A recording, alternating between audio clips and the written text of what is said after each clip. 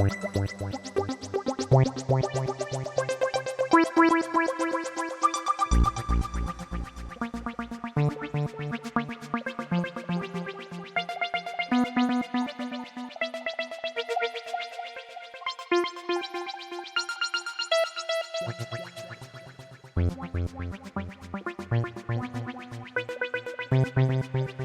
I started like a little more newsy than normally get.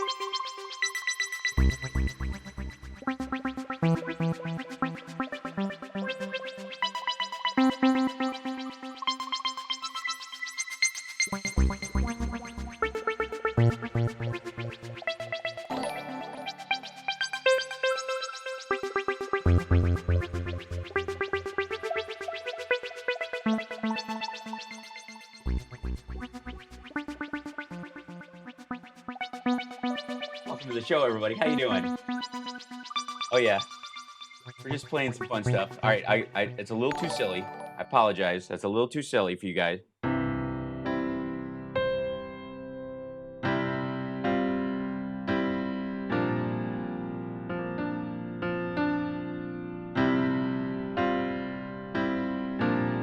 Never had one listen.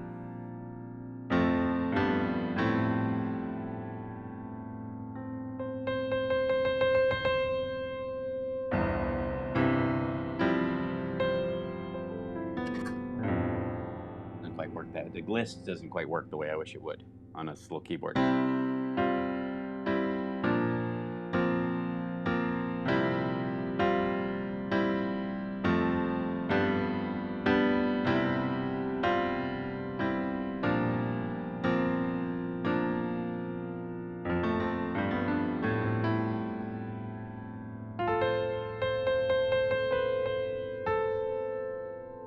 Eventually, I'll learn good technique.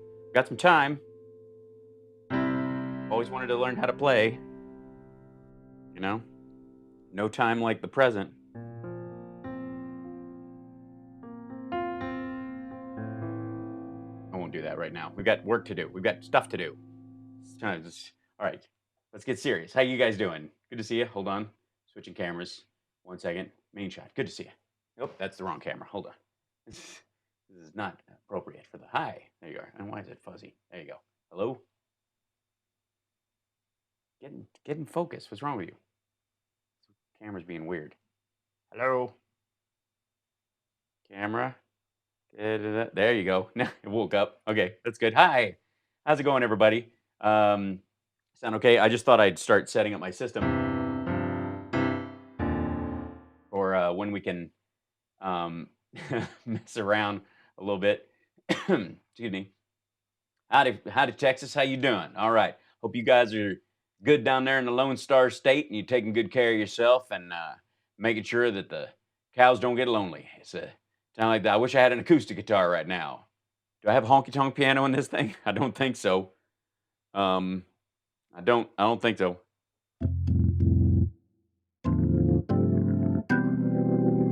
Friends, when the Lord comes down from the mountain, teach us all a valuable lesson about life. All right, that's enough of that. It's gonna be a little bit overwhelming. Hi, Kimberly Lynn in Chicago. Did you vote today? I hope so. Yes, Chicago hath voted. It's pretty crazy. They've called it Illinois, Arizona, and Florida for Biden. I mean, game, set, match. If there ever was one. Can we please just move on to November now? I know this whole thing, like, please. Come to West Virginia now and you can practice your art and all this home isolation quarantine. Yeah, exactly. We're all in lockdown. We're all going to come away with mad skills to pay the bills. If there are any after this, we'll see. We might have to like convert to an entirely Star Trek like existence. You know, where everything just Oh, thank you, Ben. You too. And thank you guys for joining in with me today. I greatly appreciate it. It's wonderful. You're sweet people. I hope you're enjoying the hangouts as we do them. Anybody watch when I was on Stephanie Miller this morning? Anybody get a chance to check that out? Washington State, Jackie, take care of yourself. Vitamin D. Make sure you're getting your vitamin D, and no ibuprofen. you have a fever, treat it with acetaminophen. Nerd Halen, how you doing? I can't wait to gig again. The world will need us. I have suggestions for Nerd Halen that we do some. We'll just do a bunch of shows for gas money for any club that'll have us, just to help a bunch of clubs get back on their feet. That's what I think we do.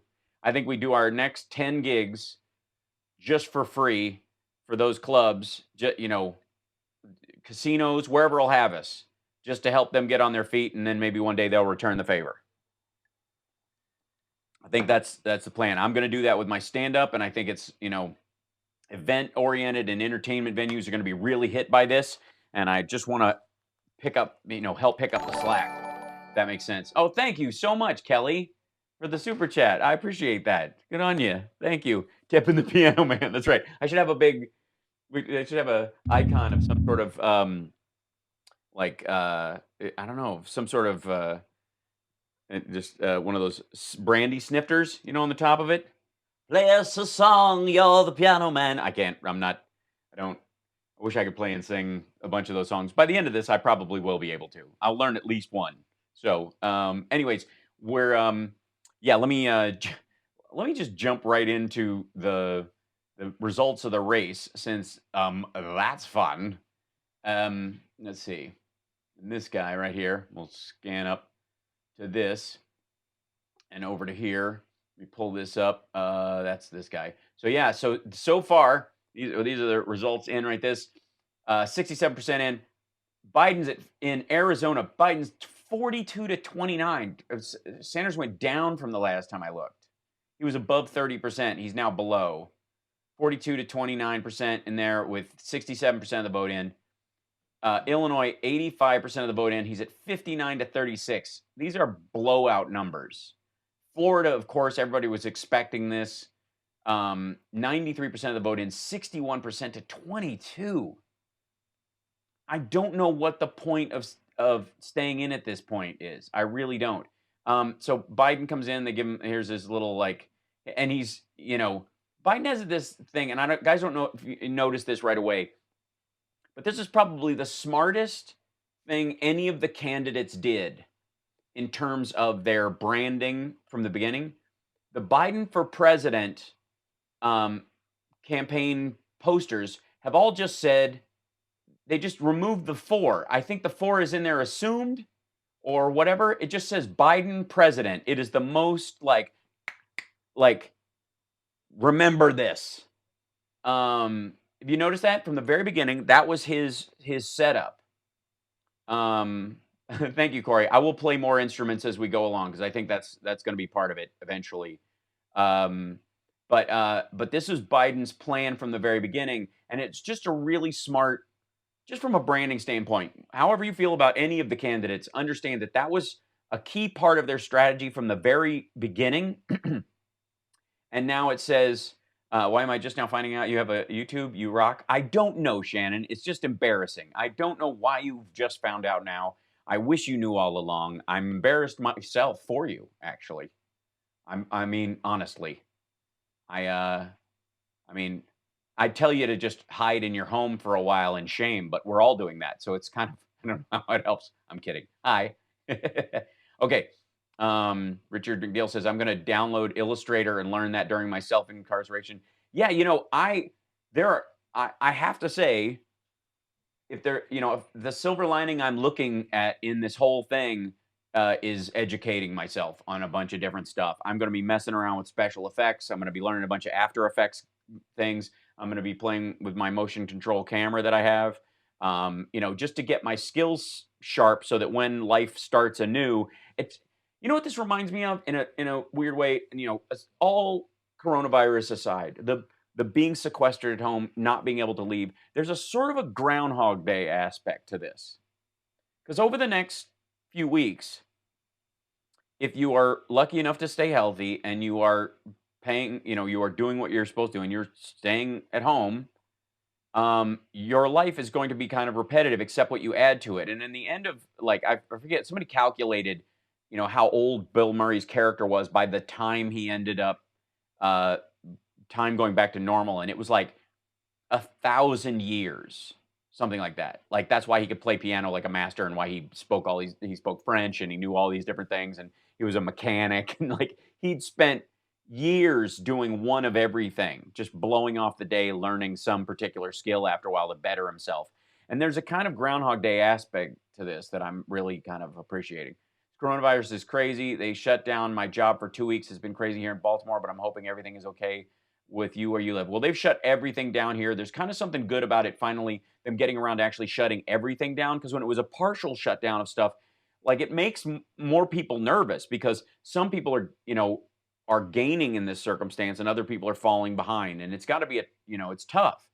So now that everybody's kind of in the same boat, it feels a little more even. Hey, thanks, Lorna. Glad, nice to see you too. It's very much like the few months post 9/11 on the East Coast. Absolutely. Yeah, we all, except the East Coast was, LA Rush, the East Coast was like almost alone in their experience of that. Whereas the rest of the country, kind of, it picked up, like flights changed, but we didn't have the impact of that. Yes, I love the Lab Rats cast, and I wish I could hug them all right now. Because everybody's separated, everybody's out and about. So there you go. Okay, so but let me show you this stuff real quick. So we looked at this bit right here, the whole Biden, like those numbers are just off the charts, and they called all three. And if Ohio had gone today, it would have been exactly the same numbers. There is no silver lining to this cloud for the Sanders campaign in this. Hey, Rudolph. Well, welcome. I do all kinds of stuff. You should come see me do stand-up if you're old enough. But while we're all sequestered at home, going to be streaming. Good to see you. Nice to hang out. I talk a lot of politics on here. I hope it doesn't upset you, but we try to have fun, so don't get too upset. And I'll be doing other silly stuff too. Richard Marks is going to be doing dual streams too. I'm going to jump on his in a couple days. I'll let you guys know. Now, check this out. So, again, look at that Biden president thing. This has been their logo since the very beginning, okay? And he's doing all of his campaign events against a black background and American flags and this logo. Like, this is a masterclass in minimalist messaging. If he created, I'm sure they had meetings about it, but the black is because if they had put up a set behind him that looked like the White House, or or it was just the office of the place, it would make it less. So they literally went with, let's just black it all out. And you're like Black Box Theater or Second City, your mind will fill in the gaps.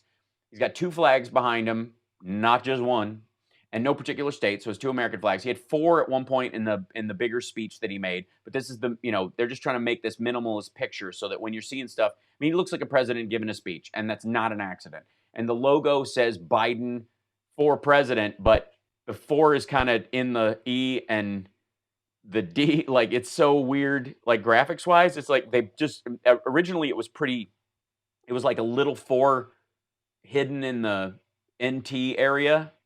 But they've just blown it off, and now it just says Biden president, and it said that since the last one. I do have a Discord link, but I only do it with patrons because I got to sequester some stuff out. So there you go. Give them a double whammy. Biden, Sanders, 2020, our two biggest candidates, a package deal, win-win. It won't happen, I don't think. The problem with that is not that I think Biden could find a way to make it work. Sanders supporters would slaughter him. And they're already calling him all sorts of names on the lefty YouTube channels. They're just like Jimmy Dore was calling him a liar yesterday.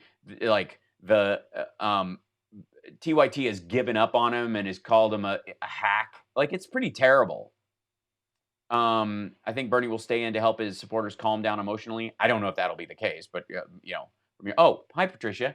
Yes, you are. There's a link on there for the Patreon, and I'll make another post of that in case anybody hasn't seen that post on it. But you can go through the post there. But this is okay. So that's the picture they have of Biden. Biden to Sanders supporters. This is important. Biden to Sanders supporters. I hear you. I know what's at stake. Like, he's reaching out. He's trying to build a bridge, and that's the picture they use. Look at the picture they use of Sanders. I mean, Sanders faces new uncertainty following losses. No, he doesn't. There's nothing uncertain about this. There's nothing uncertain about this. He cannot make up the ground. He just can't. Please do. How I couldn't get the link to it. Okay, I will update it to make sure you do. Apologize, Patricia. And we'll have a Discord hangout this week. But I mean, like this is not someone with uncertainties. This is someone going, "You rapscallions didn't come out and vote. Why did you not come out and vote? I said I could bring energy, and there was no energy. You promised energy. How is it that I'm 170,000 years old and I have more energy than all you kids? I've been telling everybody you have to listen to the youth vote. You got to listen to the youth are going to come out. I've got energy with the youth vote. You need to listen to them. Nobody listens to the youth vote. And then the first time I turn around, you guys are ignoring COVID warnings and murdering old people. What am I doing? What am I doing? All right. So he's like this. The harump face is just. I mean, honestly. Voters over 65, moderates and black voters carried Biden to his projected win in Florida. Yeah, no kidding. First of all, voters over 65 is almost the entire population of Florida. But secondly, moderates and black voters, most black voters that are moderates. That's the untold secret of all this. They're pretty sensible voters. There's even a group of them that have a very conservative streak. So writing them off as being monolithic. I mean, there's a lot of variety in there, but statistically speaking, they don't vote crazy. They vote stable because they've been through enough crazy. I think is probably that. But this is the whole thing. Like Florida, the ideology that includes the black people. It's like 34% somewhat liberal, 39% moderate. That's the biggest group. That's how they identify. The irony is that moderate identification in this would be considered like a commie in 1985. So, anyways, this is pretty fascinating this evening. It's baked. If you're a Sanders supporter, find your next hero, try to get them to work their way up through the ranks and start building a coalition around it, that doesn't make enemies, because that's your only chance in the future. It just is. It is. Biden didn't win this just because he's the old guy in line.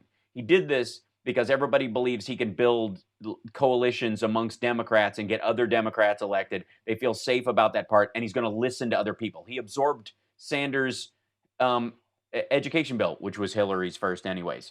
Thanks, Venus Flytrap. He absorbed Elizabeth Warren's bankruptcy bill even after he got, he wrangled her on it when it was originally going through because they had to work out the points.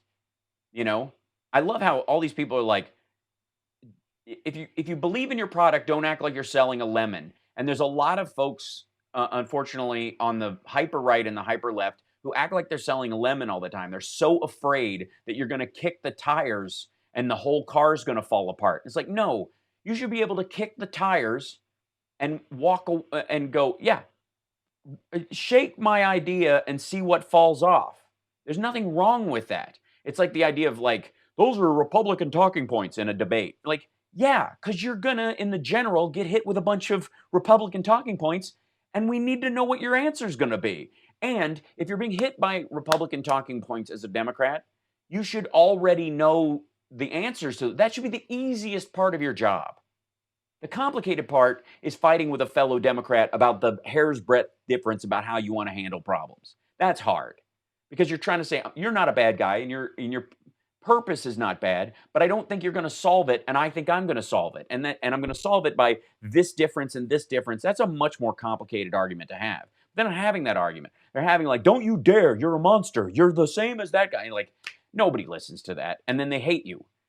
I mean, it's why when Hillary Clinton said Bernie has no friends in Congress, she wasn't kidding, and she wasn't just slamming him from the establishment point of view. It's a problem he has, and it's a problem you have to solve if you want to work in a democracy. Vladimir Putin doesn't have any friends either. He just forces his stuff through, beyond the will of the people. They don't have a choice. And if that's how you want to operate, that's not a democracy. Bernie supporters overplayed their hand. Ari withholding support. Biden is winning the suburban voters that a Dem needs to win the White House. Well, yeah, and there's also this thing like my voters aren't going to show up. Well, it's hard to make an argument when they're not showing up for you. I mean, look at the numbers. The numbers for Bernie have been down. And it's not because he didn't speak to the youth vote last time. It's just that the youth vote this time is not the same youth vote from last time. They grow up.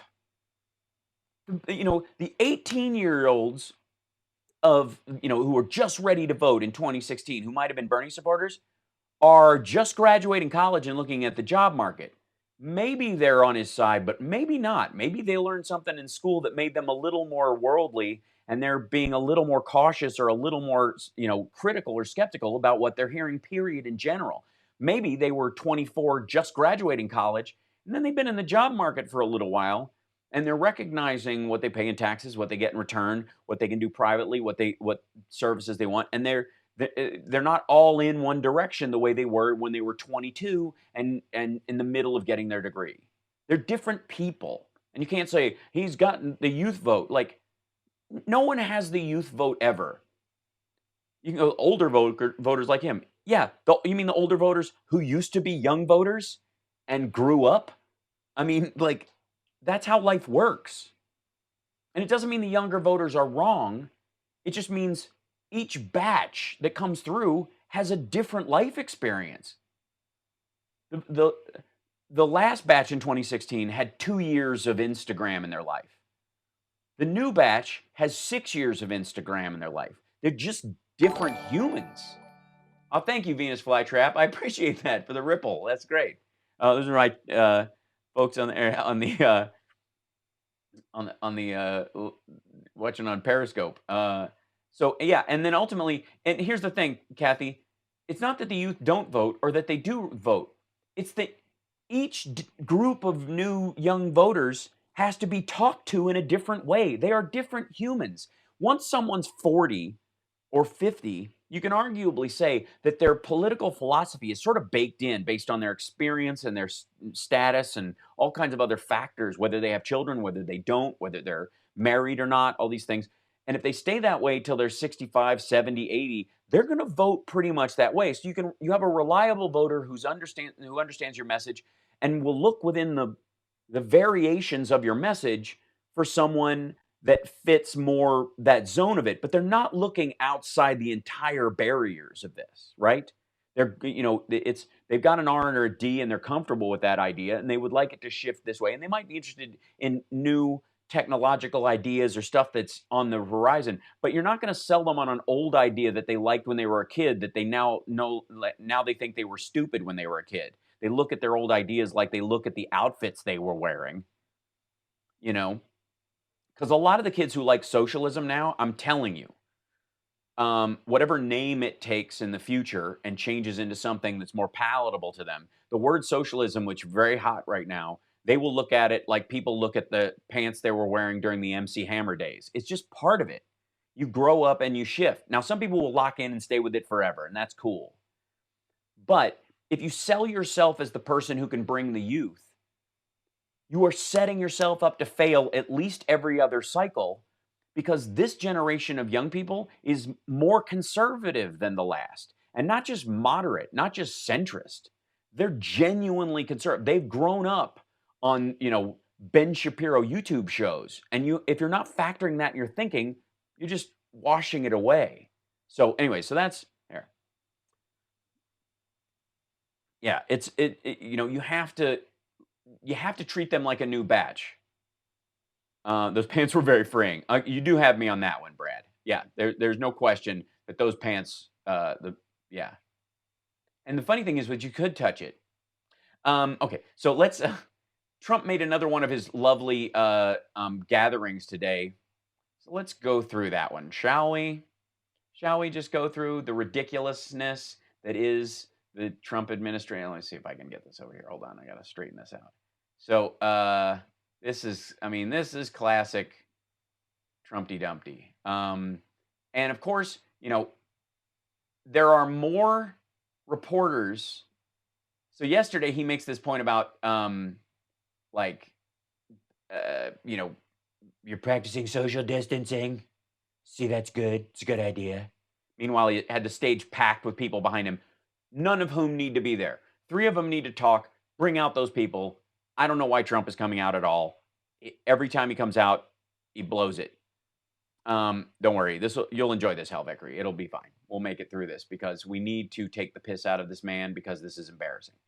And watch how they bring the folks out. That's the fascinating part. We're just gonna always make them wait. Don't go outside yet. Just wait. Wait till they come out. It's gonna be sweet. Oh, buddy. Oh, baby. Make them wait. Make them wait. Don't go. Okay. A-team ready to go. Send out the A-team. I'm just gonna do this. Jump ahead. Everybody's like, Jesus, I gotta walk around. I feel like I'm getting coronavirus just from sitting. Yeah, no, I do, yeah. Okay. Yes. Don't clear your throat in a room full of people right now. It's just rude. That's gonna be a no-no from now on. Yeah, they should have a theme song. It's a good idea. Like, Yes, I do.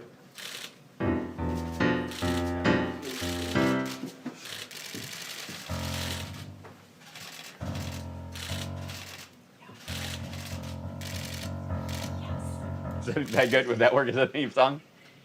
Now look at this. They make these assholes stand out here like it's a class picture. I don't understand what that is. Like,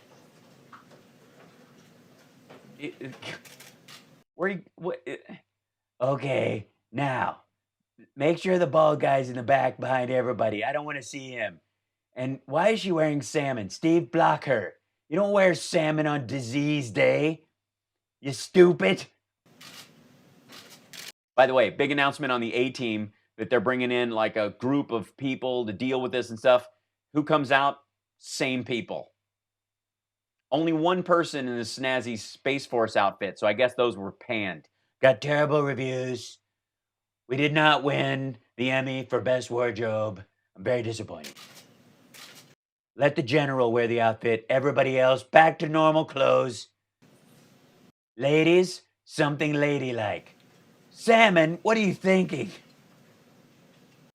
This is like one of those things where like the star makes the whole cast wait until he comes out.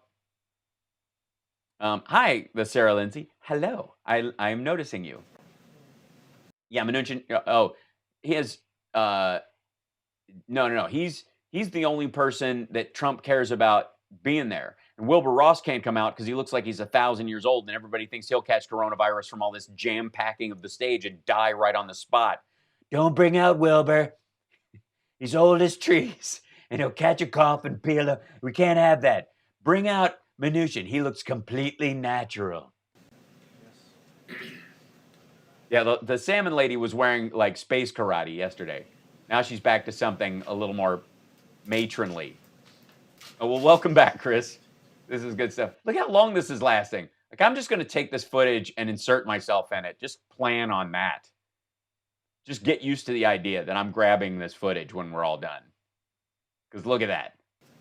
Hello, I love you. Won't you tell me your name? What are we waiting for? Fauci is the only guy we want to hear from. What? Let's just enjoy this embarrassment for a second. Make him wait. I'm not going yet. Hold on. Wait for it. What's the key to comedy, Pensy? Timing.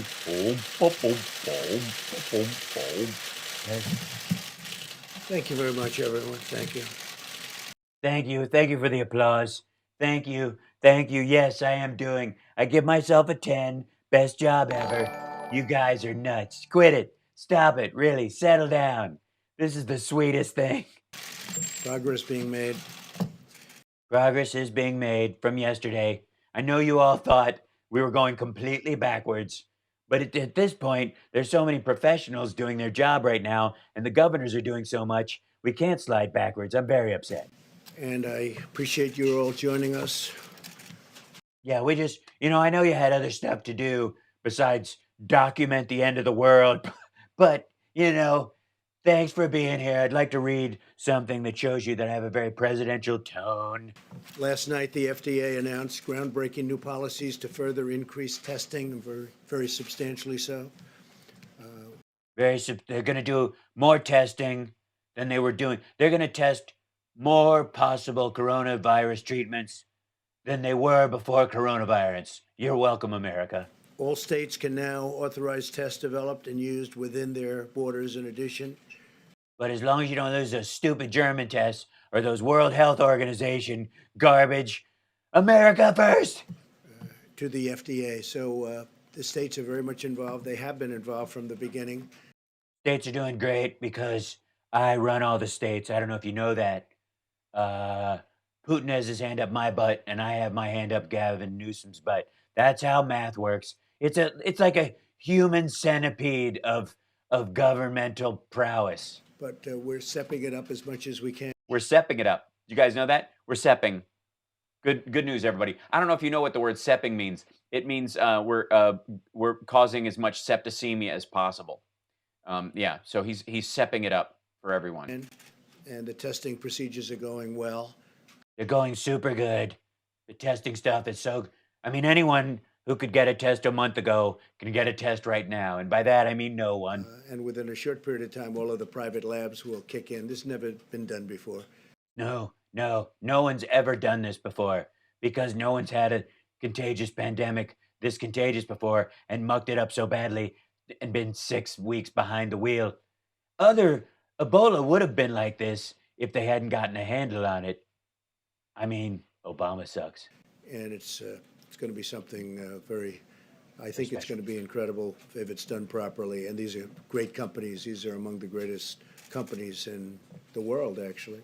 Oh, yeah. So these are places that, I don't know if you know places like I know places, but these, ain't no pharma like a big pharma because a big pharma don't quit. So the state's going to be dealing through themselves and with local government, local physicians, local everybody. They're also local everybody, because all politics is local. So can I go golf now? Dealing with us, but we have a tremendous. Did somebody just stick their thumb up Steve Mnuchin's keister? Honestly, he just did a Moon River, and I don't know why. Testing capacity. Today, we're also announcing a dramatic expansion of our Medicare telehealth services. Medicare patients can now visit any doctor by phone or video conference at no. We're expanding the thing that was already working, that somebody told us about, was there, and now you can use the thing that was already in existence that you weren't using because nobody told you because we didn't want to spend money on it. No additional cost, including with. Like just no additional cost, like before. Commonly used services like FaceTime. Commonly. And Skype. A historic breakthrough. This has not been done before either. In addition, because it wasn't available during the last pandemic. I don't know why people didn't think of this during the 1918 Spanish flu. I guess it was because a Democrat was running the country. If Trump had been there, Trump was there? He died of it? Oh. States have the authority to cover telehealth services for their medical patients. With no toll costs. We were going to start charging like a 976 number, but. And by doing this, the patient is not seeing the doctor per se, but they're seeing the doctor. So there's. They can't see them, but they can see them. No, getting close. During this time, we will not enforce applicable HIPAA penalties so that doctors can greatly expand care for their patients using telehealth. So the penalties won't be enforced. We're not going to charge you. We're not going to fine you for seeing people who, if you see them in person, would kill you. Isn't that nice of me? You're welcome, America. We encourage everyone to maximize.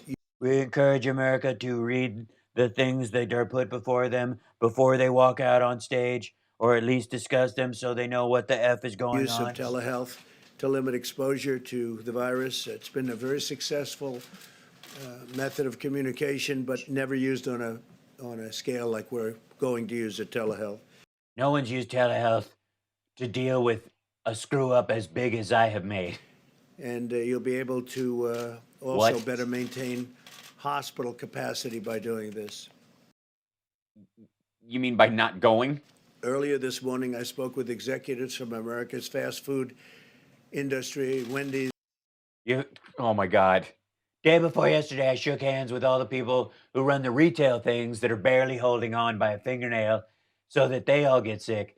Yesterday, I talked to the G7 countries, freaked them out, and their markets tanked. And today, I talked to all the fast food companies, and none of them would send the food over. I asked for 5 fish delights, they sent 4. This is horrible. McDonald's, all of the Places I normally eat. big ones, Burger The big ones. I didn't talk to any of these little. Screw you, Carl's Jr. You're regional. King, and they were great. Burger King was fabulous.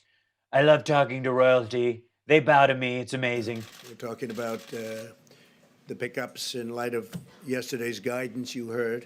To avoid eating or drinking at bars, restaurants, or public food courts, we discussed the important role that the drive-through pickup and delivery service.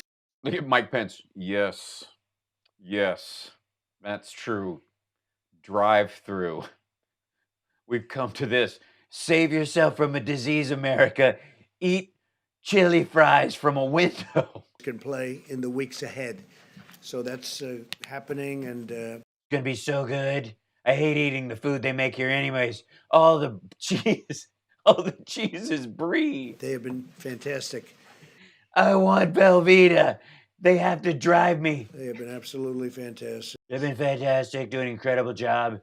Very special, only the kinds they could do. Oh yes, and I talked to all the big And ones. they've been doing it. Burger Queen, I give her an 8. She's put on a little weight, little hippie right now, but I told her she needs to flatten the curve, and she smacked me. Already, but they're keeping it open, and You're gonna be all the smaller staffs, smaller staff, so fewer of them have to die. very capable people and very capable companies, and they're doing it. Pickups. Our guidance yesterday They're doing pickups. urges Americans to take action for 15 days to help stem the outbreak. So it's a 15-day period, I guess. I just read that. I guess so. 15's a number. I've heard that 50. Some people have mentioned 15. Now they're saying 15. So I said July, and the markets went through the floor. So I guess we're just saying 15 now. Is that what you're telling me, Minucci? now I would say it's a 14-day period. Or 14, 15. It says 15 on the paper, but I'm taking one back because like the old guy in Raiders who shortens the It's staff. 15 days from yesterday, and we're asking everyone to work at home if possible, postpone unnecessary travel, and limit social gatherings to no more than 10 people. Reading is fundamental. By making shared sacrifices and temporary changes, we can protect the health of our people, and we can protect our economy, because I think our economy will come back very rapidly. I don't care about the people. The people are not going to come back rapidly. Not really. Unless they're like zombies, in which case, buy shotguns. Does Walmart still sell shotguns? Okay. So it's 15 days from yesterday. We'll see what happens 15 days from yesterday is for carry the one. But so 3 more days. after that, if we do this right. Jesus Christ. Our country and the world, frankly, but our country can be rolling again. We're going to be rolling. We're all going to take ecstasy and pour oil on ourselves. It's going to be a big post-apocalypse party. Pretty quickly. Pretty quickly. It's all going to be over in a couple of days. Guess what? No, it's not. They're not even expecting the peak in New York for 45 days. He's a nutcase. This is garbage. Quickly. We have to fight that invisible enemy that, I guess, unknown, but we're getting to know it a lot better.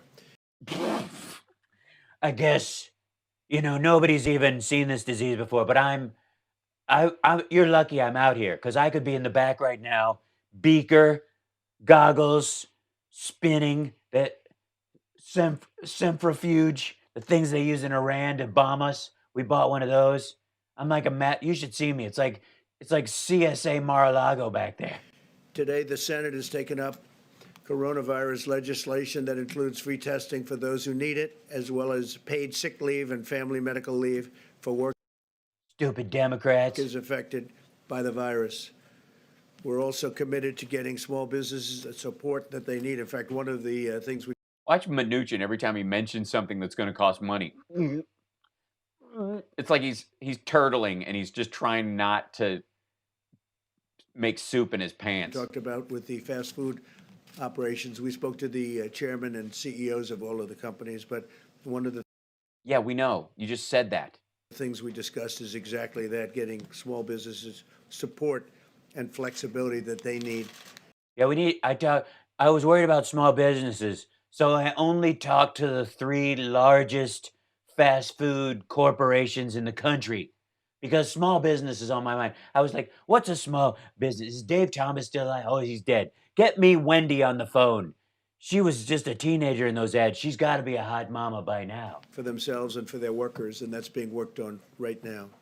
Jesus. At my direction, Secretary Mnuchin is meeting today with senators on additional stimulus packages. I can tell you he was meeting with them late until the night last night, and for a big part of the day yesterday. And nothing happened.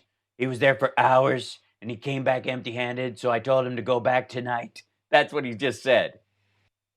Tremendous things are happening. Tremendous, fabulous. You're doing a great job at nothing. There's great spirit, tremendous spirit. Look at him. Look at him. His tie's all crooked. He looks like somebody smacked him and he's trying to hold his dignity. He looks right now like he just went to the bathroom and found a lump on his testicle before he came out here and is trying not to cry. And I can say that for Republicans and Democrats. Mostly not. I can say that with respect to Governor Cuomo. We had a great talk this morning. We're both doing a really good job. Both of us are doing a great job. He understands these numbers, and he's telling me that I understand these numbers because Italians talk backwards. And we're coordinating it. And we agree, different states need different things. And what I said yesterday to all the states about buying their own stuff, and he said that New York is rich, and if I buy all the stuff, everyone in the red states will die, dipshit.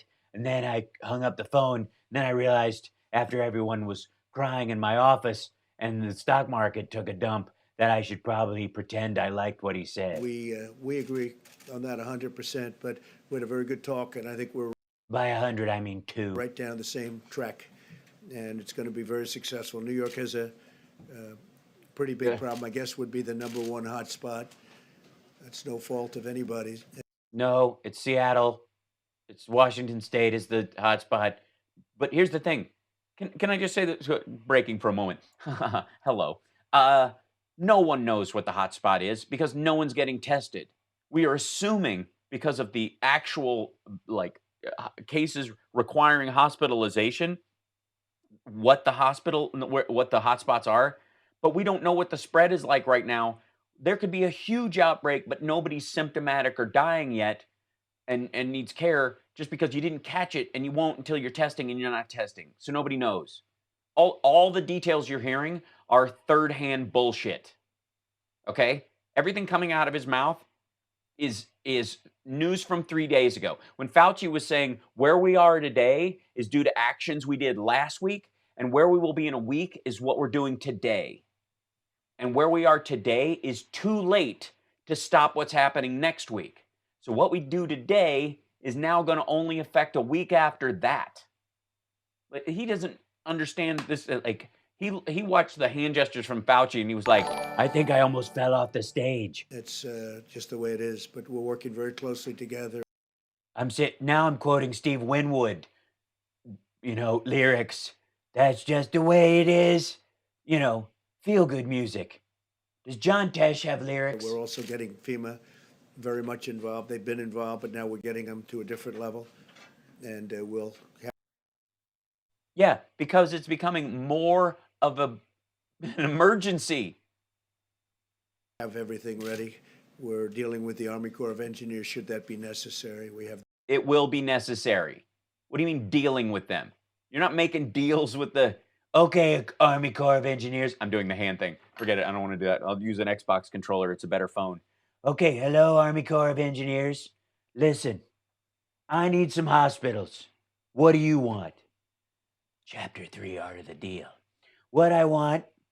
Yeah, just triage stuff. Mass shit. How fast can you set some tents up so I don't look like an idiot? You want what?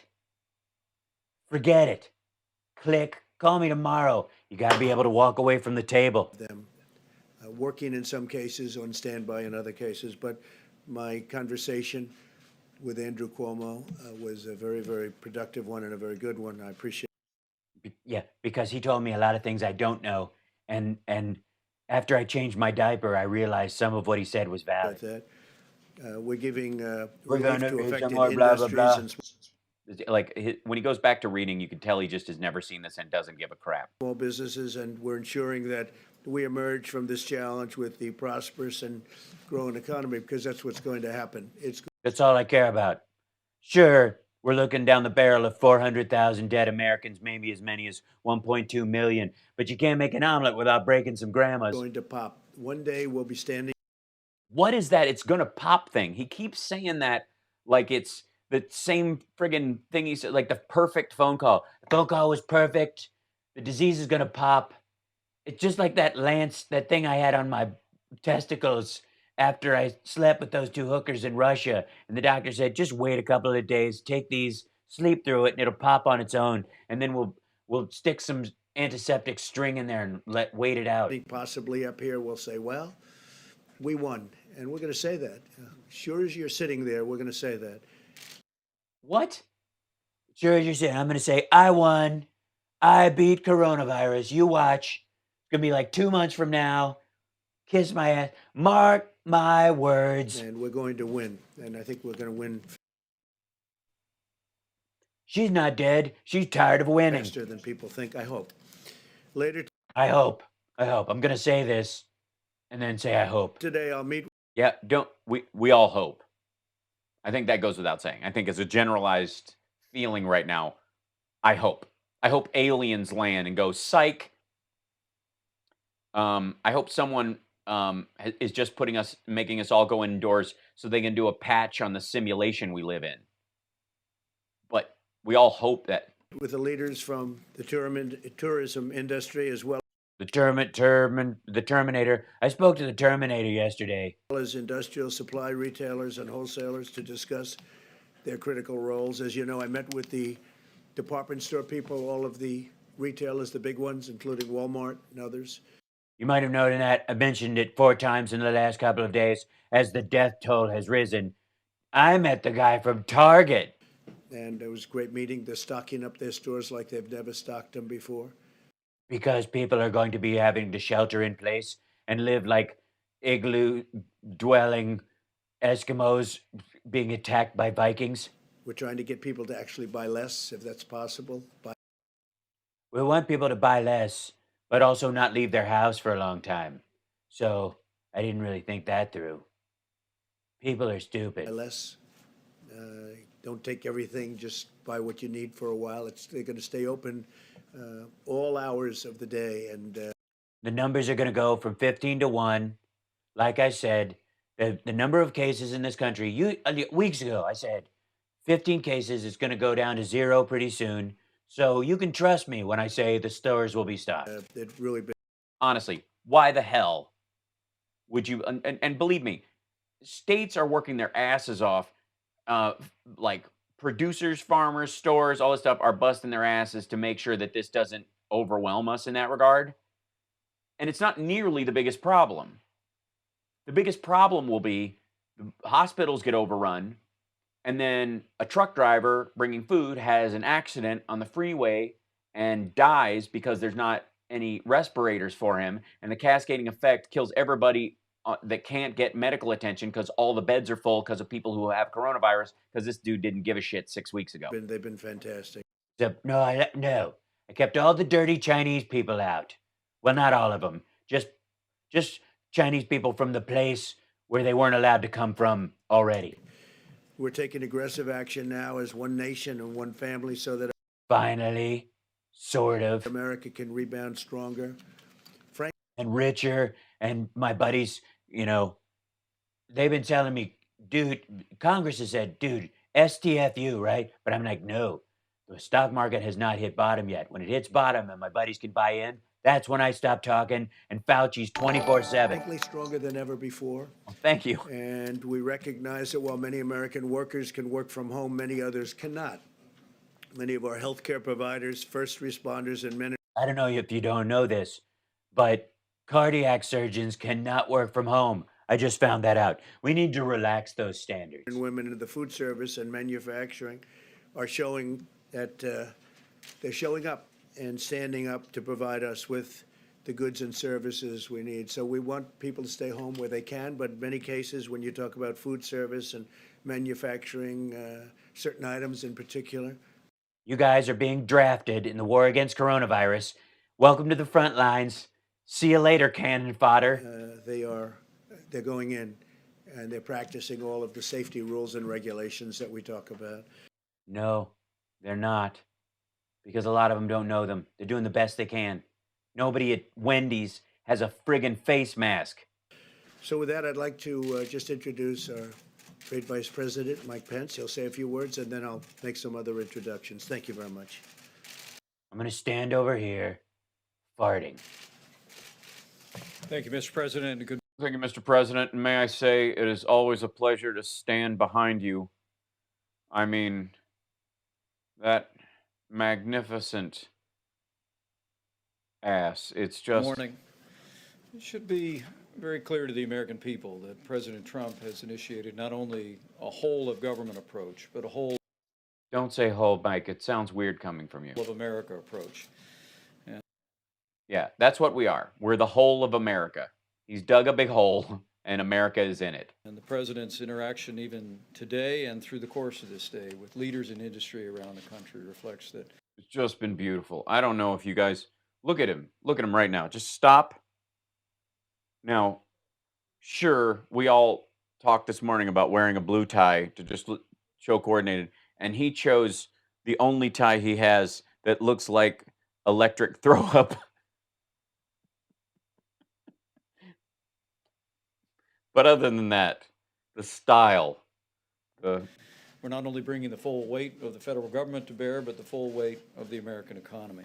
Don't say weight. I only weigh 236 pounds. And I know I speak on behalf of the president when I say how inspired we are at the way the American Don't speak on my behalf unless you're telling me how great I am, in which case I agree. people have stepped up, and the way that American businesses, large and small, have stepped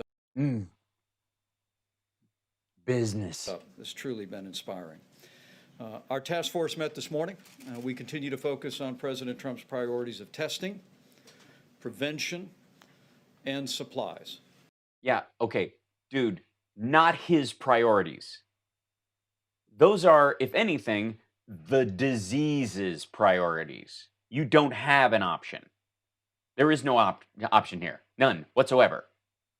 By the way, if you're just watching for the first time and you're just joining us, Patreon my ass. I'm stuck here doing this, and I'm going to be doing this every day to cheer you up. So if you can, please do. Patreon.com/HouseBarks. The link's up there. You guys are adorable. If you can't, don't worry about it. I'll still be here. I don't care. And if you can't afford, if you've been a Patreon for a while and it's tough at any point during this, please, you can stop anytime you want. No hard feelings. I adore you. But if you can spare a cup of coffee amount, it would greatly help. Because I'm going to try and link people in, and I have to send them gear.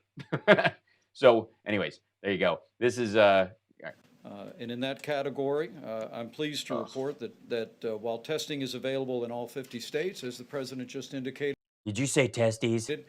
through the swift action of the FDA at the encouragement of governors around the country, now state health authorities can do what they could do the whole time if we would have just let them, and if we had any kind of a group, maybe in the White House that was telling us this. By God, we would have. I don't know. We would have seen this coming, and that group would have already ordered this 6 weeks ago. But we disbanded them in 18 because the president is a genius and hot. I mean, just really. authorize labs in their state and expand existing testing capabilities. But also in connection with the FDA's action, which you'll hear more about in a moment, we now have continued to expand the public and private partnership that the president forged with vast commercial laboratories around. And this will, of course, end with the president pulling out his crazy fake hair and waving his privates at his partner before he hops on a helicopter and leaves the burning White House at the end of this shit show. Around the country, increasing access to the high volume, high throughput coronavirus testing that We are doing, it's funny. So many people have been tested and they don't even know it. That's the interesting thing. Thanks to this president's leadership, he had the test himself. I'll have him describe it in a second. No, don't. I don't know how to even tell them what happened. It didn't happen. I don't know. I didn't even do the rubber glove thing. And but a lot of Americans have been tested. You don't even realize your phone is testing you right now. That's how good we are. that is greatly expanding access even as we speak. Also, we are greatly expanding the whole of America. Our task force received a report this morning on the progress that the U.S. Public Health Service. Who is poking Steve Mnuchin in the ass? Who is doing that? Who's back there? Is it the general or is it Burks? And FEMA are working closely with state governments and also. Are they? Are you sure? So partners in the private sector like CVS, Target, Walgreens, and Walmart. You'll remember the president spoke to them 4 days ago and shook hands with all of them. They're all in quarantine. To expand remote testing sites around the country, and we'll have a full report later this week as those come online. We were supposed to have a website Sunday night made by Google that would tell us when they were going to come online. It's Tuesday, kids. It's important the American. And we don't know yet. They're going to tell us Friday. They could tell us today that they're going to happen on Friday. They're going to tell us Friday if they're going to happen next week. People understand that bullshit is what you're hearing. Testing is happening all over the country. But all of our health experts wanted me to tell the American people, you don't. If you get sick, don't get sick. And if you get sick, die quickly. Don't need the results of testing to know what you should do. No. We all know, we all need to know that we can take a test.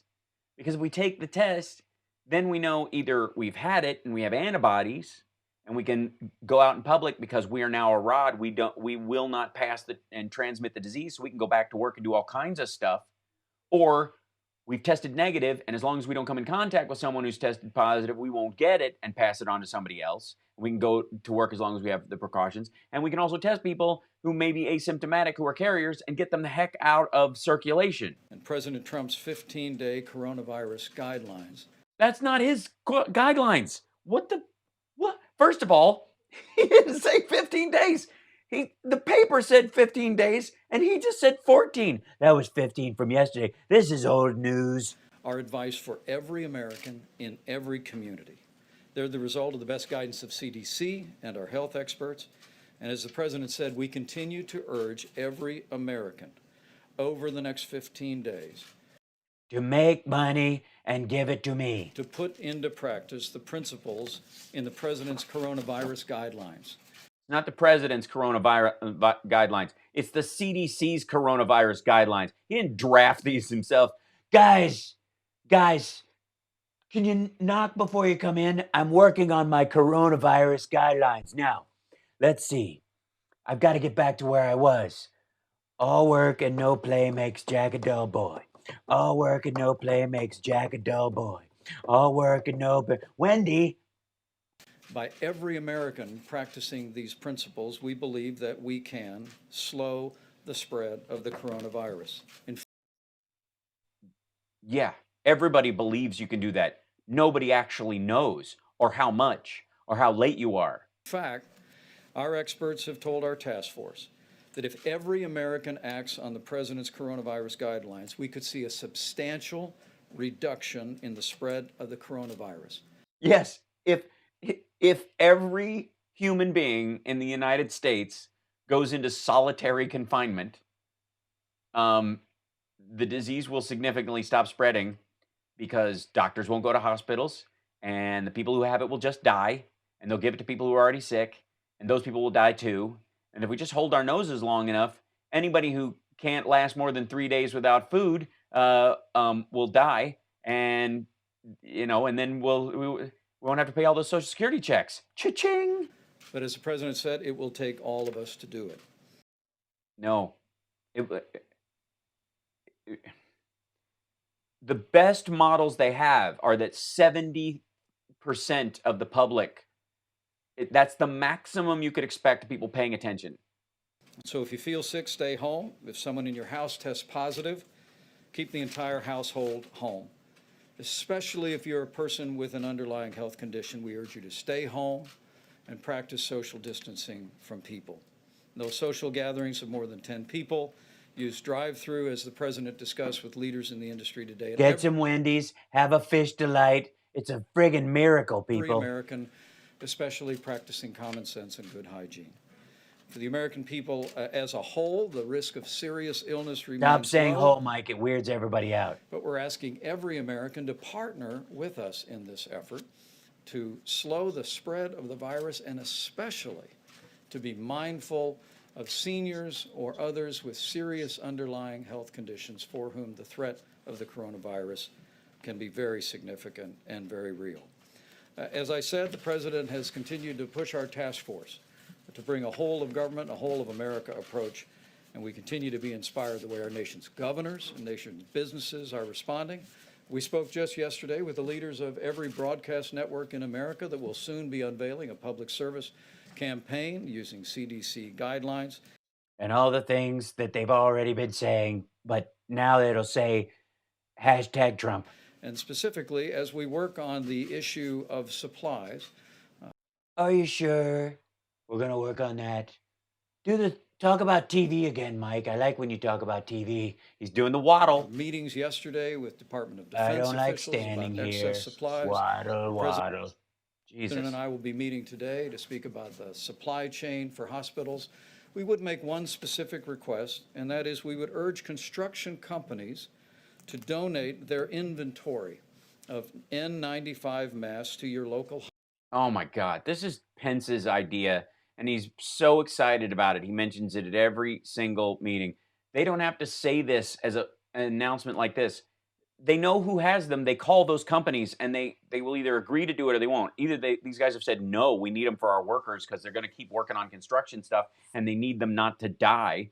Or they've said yes, and he can start talking about them.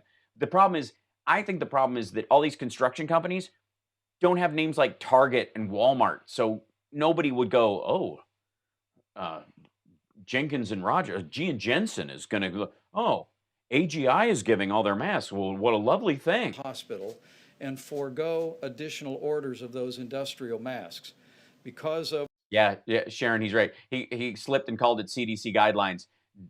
Trump's going to dock him a day's golf. What the president asked to be included in legislation moving through the Congress today, those industrial masks that they use on construction sites. I don't know if you've heard me say this 4 days in a row. Pence, this was my idea. This was my idea. But he says it better. Most people don't know that this mask thing that I've been talking about for 4 friggin' days are perfectly acceptable. They're great. I've been saying this all week. You should be impressed by my one idea I keep coming back to. For healthcare workers to be protected from a respiratory disease. Huh? Who's from Indiana? But we're asking construction companies that our president knows very well from his background, we're asking them to. Apparently you've been asking for days and they've been saying no. Donate their N95. Apparently you're not a golfer. Masks to their local hospitals and also forego making additional orders. Not only should you give the ones you have away, but you should not buy any more. President's direction, we will continue to do whatever it takes. If there's 67 cases in Ohio, there's 670 cases. We'll continue to marshal the best of the American people, the best of all the. Thank you, Steve Mnuchin. People behind me, the people behind them, our state. Every time somebody says something, Mnuchin does this weird Pez dispenser movement with his head. And local officials, and we will get through this, and we will get through this together. Thank you, Mr. President. Thank you, Mike. I want to thank First of all, he loves me. I love my little Mikey Poo. We'll spoon later. Chad Wolf and Homeland Security. The job they did at the airports was really incredible. It's incredible. I don't know if you saw, but the crowds it looked like one of my rallies. The crowds at O'Hare was amazing. You know, people thought they couldn't do it. Like before, there were never crowds like this at O'Hare till Trump. This is the best crowds. Like people have never wanted to go through immigration before. Now they can't wait because Trump. So I want to thank Homeland Security for basically setting up sort of a cattle stampede of infected people from other countries, but sardining them in there and making them run through. I mean, it looked like a Trump rally. I'm not gonna lie. screened By that I mean everybody's facing one direction and they all look sick. thousands and thousands of people. Thousands and thousands of people just all jammed together during an O'Hare got backed up, but a little bit, but little bit, little bit, little bit, little bit, little bit, little bit. they got him out. But They got him out. Nobody's still stuck there. I want you to know that. Nobody actually died. It's not like a Who concert in 1979. everybody was screened and screened very carefully. They didn't want. Most of the time you just screen them, but we did a pat down. We asked them if they were Mexican. We did To everything. rush it. I think it was 13 airports, and it was an incredible thing. Then they had a big surge also from the UK and Ireland, and that went very smoothly. But they did it. It was so good. I don't know if you saw like 13. Jesus Christ. 13 crowded airports looked like like a slaughterhouse where the cows actually want to die. And wow, Yeah, O'Hare looked like they were filming The Walking Dead. Did a fantastic job. They fantastic job. Never seen crowds like this at immigration. They're like, I can't wait to get into Trump's America. worked long hours, and they did a fantastic job. It was a fantastic job. Did I say fantastic job? I haven't said fantastic job enough. It's a fantastic job. Also, I'd like to introduce Steve Mnuchin, and then I'm going to ask Steve to leave. We've seen Steve Mnuchin. We know who he is. You don't introduce him. This isn't. He thinks he's getting an award every time. I'd like to thank. I did it all myself, but I'll be magnanimous because that reads well with the Hollywood crowd. I'd like to introduce Steve Mnuchin. I did all his work, but listen to him for a minute because I'm tired of talking about this garbage. Golf! Because he's going to the Hill. He's been working very hard with the Senate and with the House on a very, very big, bold package. It's going to be big. I love it. He's going to say big, bold package. And I love it when he says big, bold package because I feel he's talking about me, Steve. Shut up, Mike. Don't say It's going to be bold, and the level. It's going to be big. It's going to be bold. It's going to be. Have you seen his trophy wife? You can't just lock that down with that kind of cash. Dude makes next to nothing now. He's totally broke. Again, of enthusiasm to get something done. I don't think I've Everyone's excited about this epidemic. ever seen anything quite like it. So, I've never seen anybody so happy to see the end of the world so they can make a deal. Steve Mnuchin, Yeah, thank you, please. Cosmic. Yes, Cosmic Rose. Smash the like for me, everybody. Or you can give me a thumbs down. Apparently, YouTube doesn't care as long as I'm getting attention. Thank you, Mr. President. I'd like to take any sense of comfort the market has been having over the couple of days and completely flush it down the shitter right now. to announce some very significant actions that the president has approved today. And I'm going to do that while oddly adjusting myself so you know that I'm incredibly nervous. I look like Hank Paulson about to get the results of his screening. The first I would say is earlier today, I sent a letter to Fed Chairman Powell approving his request to use 13.3. And what that will do is the Fed will be setting up a special purpose vehicle, which the Treasury will invest $10 billion. Oh, Trump's having a hard time standing. Did you see that breath? He did a big old mouth breathe. That's not a good sign, kids. That's not a good health sign. That's not even a coronavirus problem. That's a Trump problem. When he goes, that's not helpful. especially while the Treasury Secretary is talking. Yeah. $1 billion in from one of our funds. That will enable the Fed to guarantee the purchase of A1, P1 commercial paper going forward. That is a one commercial paper going forward. Feel good? You should feel good. I was so scared this morning, I cut myself shaving and nearly took off a chunk of my chin. But you should all feel good about this. $1 trillion market and is critical to American workers. It's critical to American business. And we want to do this immediately so you know we're panicking. It's critical to American savers who have a lot of that money in money market funds. So we heard loud and clear there were liquidity issues. This is very significant and will create, I don't think we'll need to use it all, but we have the ability to have the Fed purchase up to $1 trillion of commercial paper as needed. That has already created. That's not a good thing, folks. For the record, that's horrifying. That's World War III level stuff. Like, it's nothing to be proud of. You have to say this. Unfortunately, we need to do this, but this will hopefully steady where we are. But you don't do it like it's a good thing. Significant stability in the market today. The second thing I would say is, we've previously talked about deferring IRS payments. The president earlier this morning authorized me to announce this program. I have previously announced we would defer $200 billion. The president suggested we increase that to $300 billion, which we will. Why not put another $100 billion on it? It's not my money. It's kids. I'm not going to be around to pay this shit. Who cares? Now, let me just be clear on the specifics. We encourage those Americans who can file their taxes to continue to file their taxes on April 15th. Unless your accountant is dead. I don't know if that's a specific regulation, but if your accountant is dead, is that no? That doesn't help? Too bad? For many Americans, you will get tax refunds, and we don't want you to lose out on those.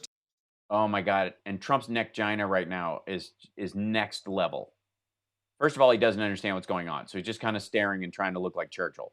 Secondly, he's put on weight during all this because he's stress eating clearly, and they folded his neck in half. Tax refunds. It's like he's got plumber's crack right above his tie. Swear to God, the man's neck. We want you to make sure you get them. Many people do this. We're postponing audits. No one will, except one. Electronically, which is easy for them and easy for the IRS.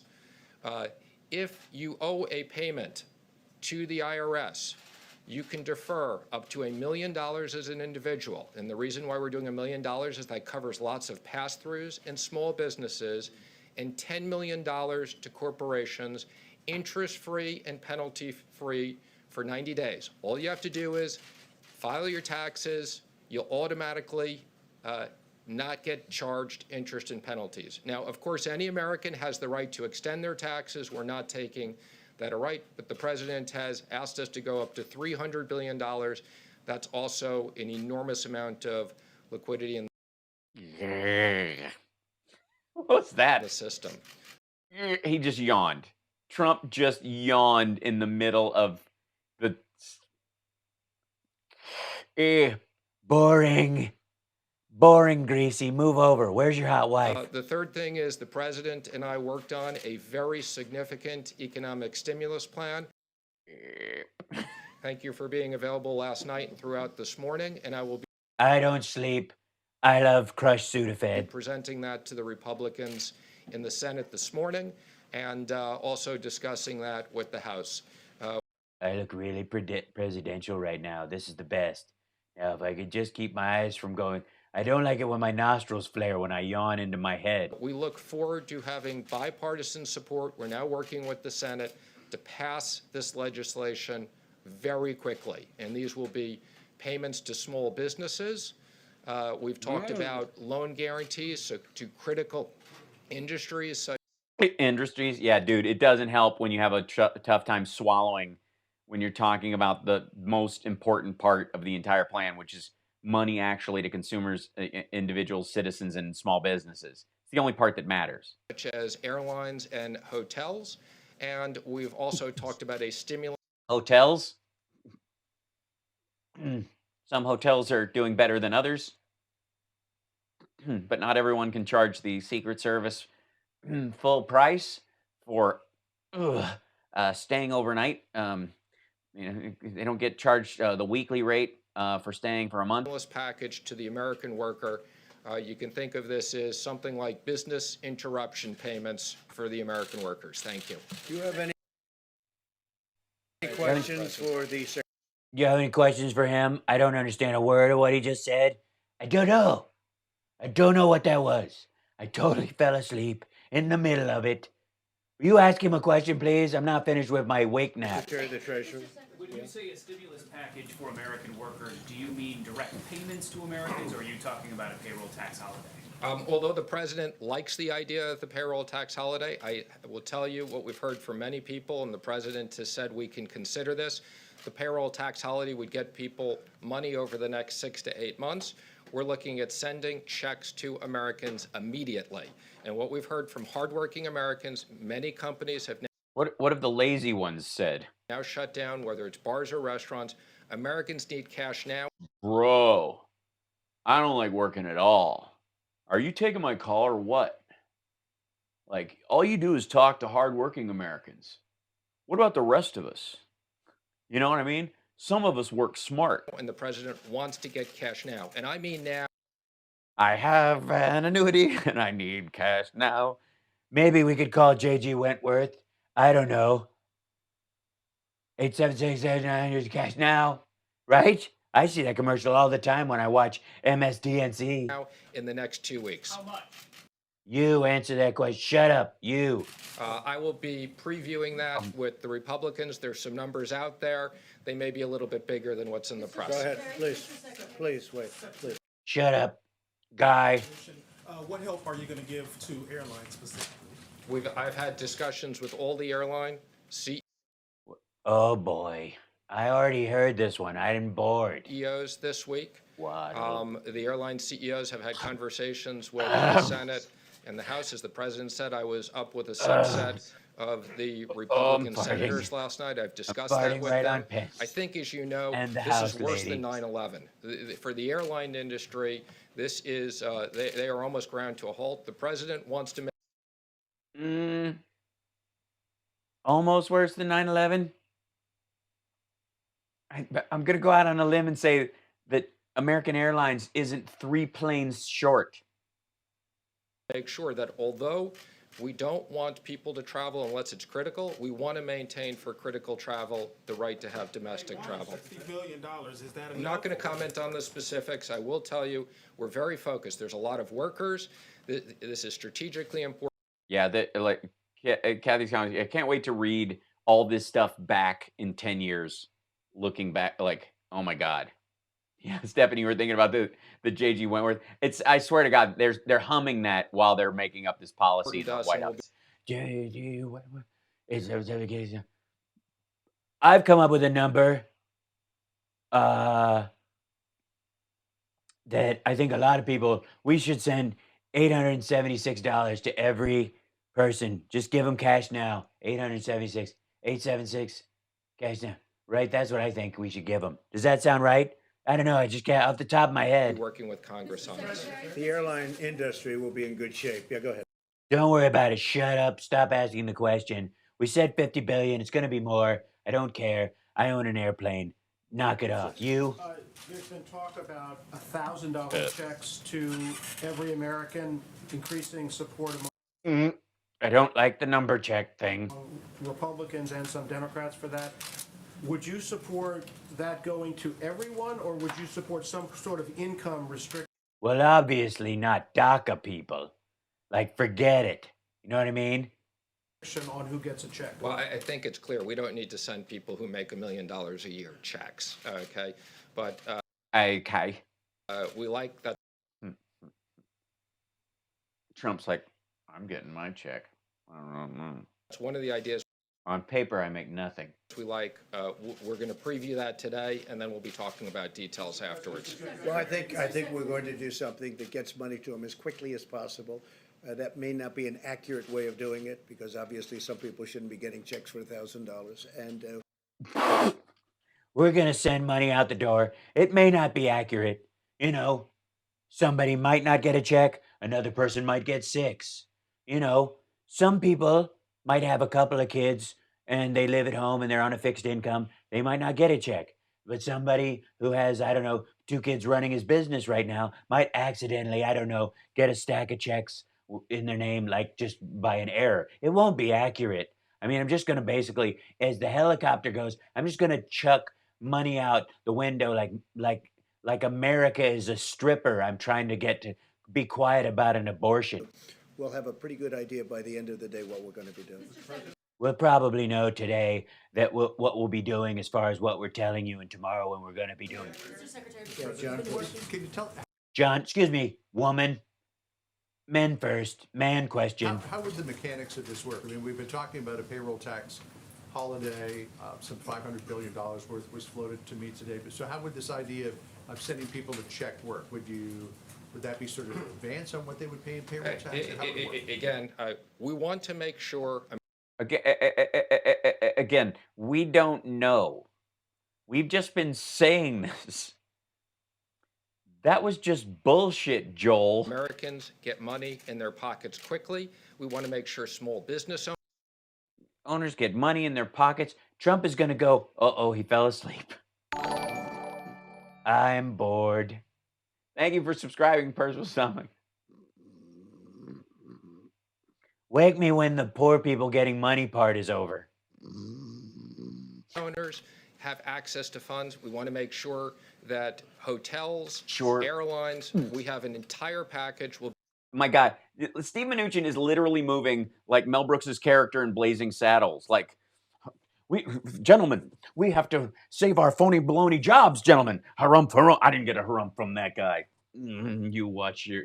Gentlemen, rest your sphincters. Well put. We'll be laying out those details later today. Yeah, I have to say this. There are 4 different ways you can do it. Oh, mouth. Oh, what are we talking about again? 4, you can hear me well enough, I imagine. Sorry. Okay. People at home, you're right. Those are very important people. Sort of. Come to think of it. Especially. Come to think of it, thanks for bringing it up. I always forget about the people at home. And you brought them up. Huh? Who do you write for again? The people. Screw you, fake news. Your people. Your people. Please, please, please let that reporter be white. Look, we have 4 or 5 ways we can do it. 4 ways in particular. I think there's a 5th possibility, but there But only if you tip her extra. are some very good ways of getting the money out and getting it out quickly. Usually I leave it on the dresser. Payroll tax is one way, but it does come over a period of... Takes longer for that or whatever. And apparently, you know, I learned from Jerry Springer, never write him a check. months, many months, and we want to do something much faster than that. So I think we have ways of getting money out pretty quickly and very accurately. Okay? He said it's not going to be accurate, but I mean it's not going. I mean I said it's not going to be accurate, but I want to correct that. It will be accurate. It just will take a long time. I mean it's not going to take a long time. It just won't be accurate. Damn it! What is it? You can have 3 things. You can only have 2 at once. I don't know. What was her deal again? Talk to the pimp. Can you talk about the timeline, please? How quickly do you think you can get this done? And while there is The broad president has bipartisan instructed me, support- we have to do this now. So this So the president has said we're going to deal with this now, which means later tonight we'll be discussing what we might tell you about day after tomorrow on a website that comes out Saturday, possibly Sunday, that might give you some idea of what's happening on Wednesday of next week. But that's if we can let you know, but we'll keep you posted about how now this is. What you don't realize is that whenever we release this money is always now. I mean, I'm not a big Eckhart Tolle fan, but if, let's say, tomorrow at 5, I say it's coming, or a month from now, I say it's coming, when I say it's coming, that's technically now, because now is whenever I'm saying it. That's the thing about now. Now is always... is now. By the end of the week? We are going to work with the Senate, who's in session right now, actively. Actively in I mean, they weren't, but apparently people made them. I don't know how that happened. We will continue to have conversations with the House. I've already spoken to Speaker Pelosi once today. And that's enough for any man, because it was scary. I peed a little. I'm not going to lie. This is stuff that needs to be done now. The president has instructed me that this is no fault to American workers. For medical reasons, we are shutting down parts of this economy, and we're going to use all the tools we have, as I've said, and what tools we don't have, we're going back to Congress. I got to go back to $850 billion to those. I got to get out of here. I'm under strict instructions to do this now, which means tomorrow, maybe Friday, possibly Sunday, but at least within the next 3 weeks, but maybe as far as July. But I have to leave right now to start working on what I'm not going to do today. So if you'll excuse me. Might be concerned that's too expensive. We don't want to. Girl questions. Okay, we do one girl question a thing. Okay, Skirt, it's on you. About it, but it's a substantial number. We're going big. The expression, we could do it two ways. We could keep going back every day or every week. We're going big, and that's where Mitch I'm going big and then I'm going home. And by home, I mean Mar-a-Lago, because it's golf time. McConnell, that's the way he wants to go. That's the way I want to go. I think we want to get it done and have a big infusion as opposed to going through little meetings every couple of days. We don't want to do. I don't want to talk to these people. I don't like any of these people. For Christ's sake, I mean meetings. I didn't get in this job to do meetings. We're not going to do a bunch of small bills. We're going to do one giant bill, and then I'm going to go back to golfing. Do it that way. We want to go big, go solid. The country is very Big, solid, manly numbers. very strong. We've never been so strong, I'm going to be dead by the time this bill comes due anyways. and that's what we're going to be doing. We don't want, with this invisible enemy, we don't want airlines going out of business. We don't want people losing their jobs or not having money to live when they were doing very well just 4 weeks ago. So we're going big, and that's the way it'll be, and that's The way we're going to fix this. Basically, what you do, I don't know if you guys have ever been in a zombie apocalypse, but let me paint a picture for you. You're running down an alley. They're all following you. There's like 65 of them.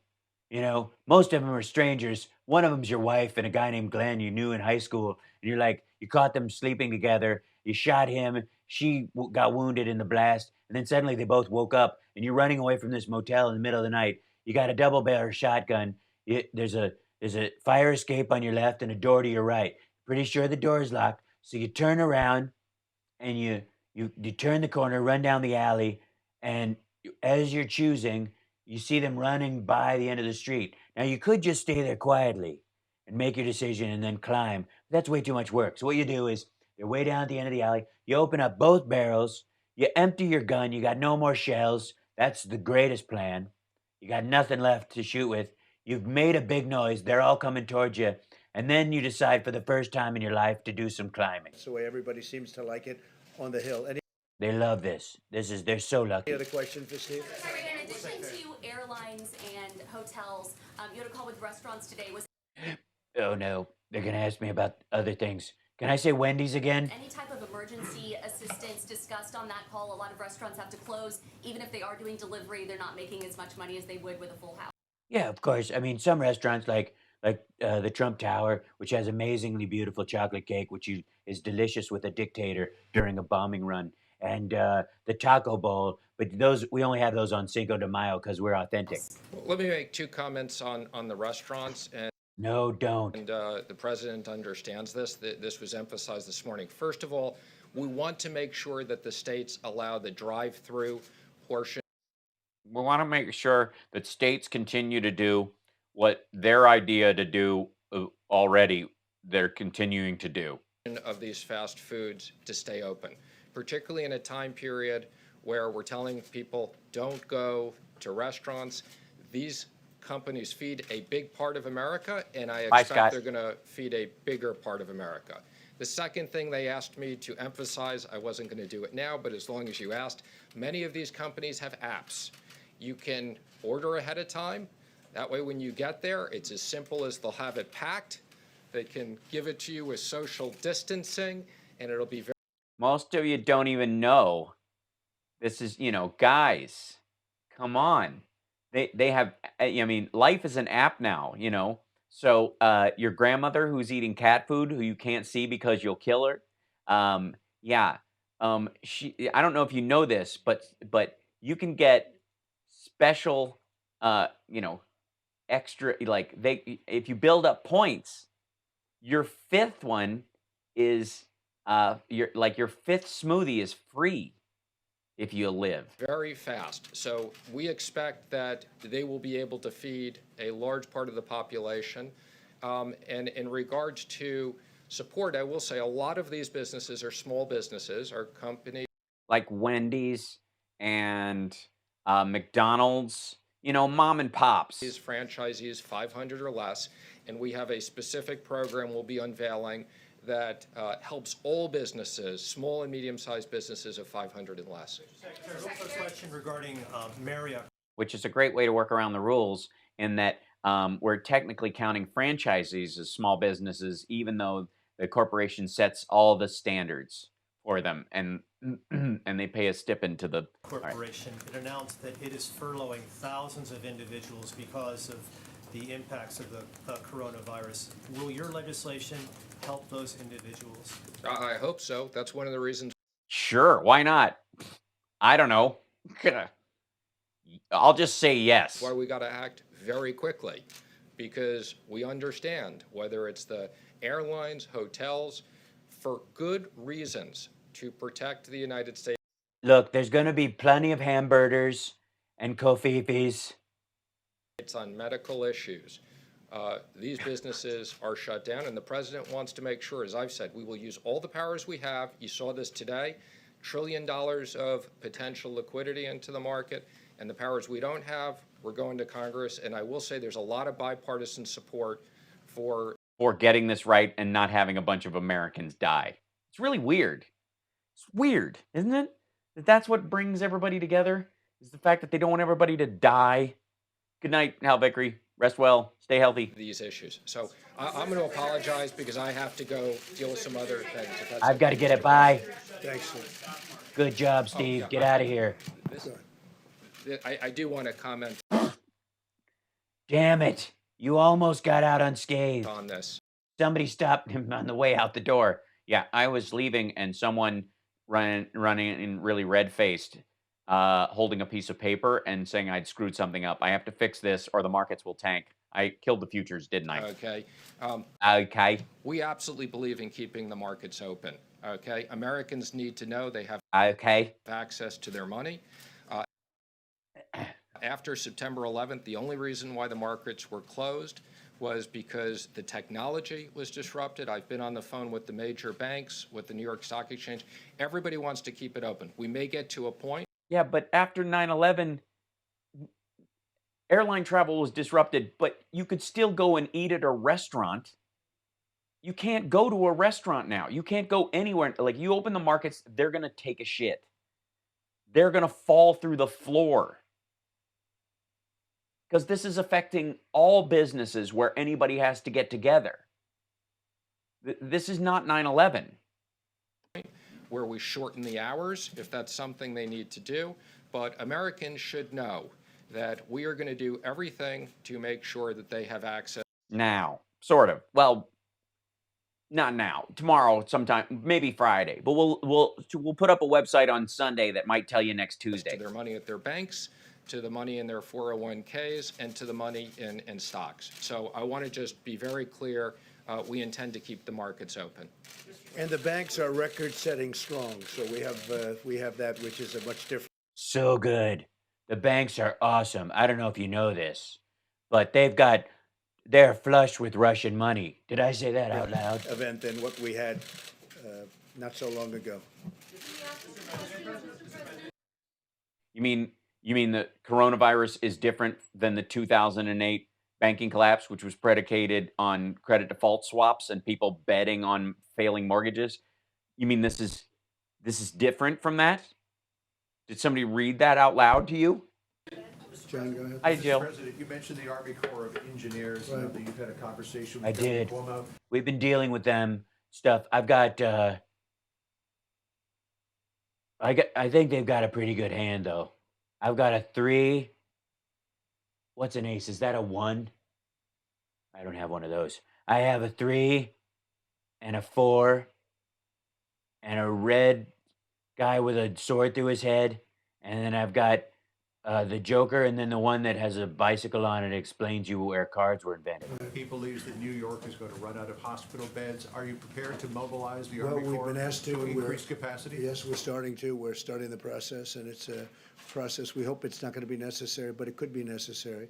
The state is working on it very hard. It is necessary. It's going to be necessary. There's no question it's going to be necessary. This is not a process that needs to be started. This is a building needs to be started. Themselves, but we'll probably supplement what they're doing. And given that many of the precursors for our pharmaceuticals come from China, and there have been supply disruption, that supply chain has been broken to some degree. Yeah, I've been talking to people about that. Drives me nuts. So, by executive order, I signed it last night. You'll see video of me holding it up tomorrow. But from this point on, folks, Viagra and dysentery medicine will be made in the United States.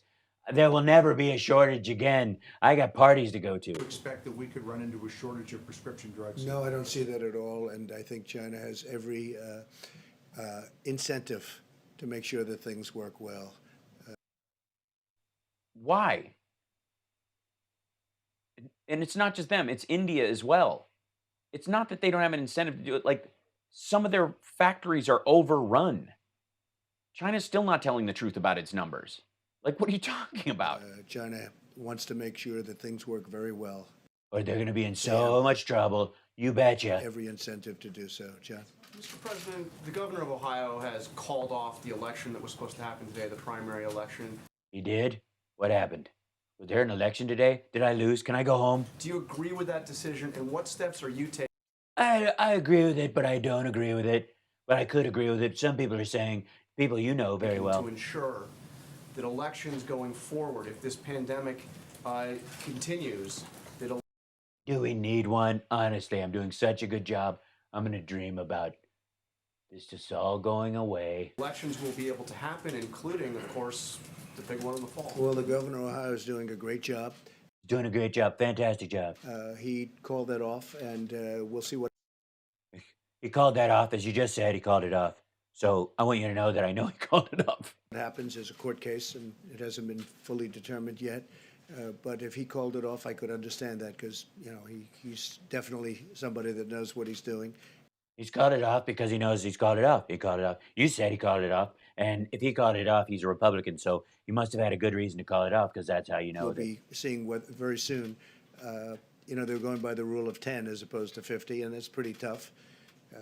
I would say probably you could violate that if you wanted to for an election. I just think an election is a very special thing. He chose a different date, I think a date sometime in June. But that would be a decision that would be made by him. He felt it was necessary.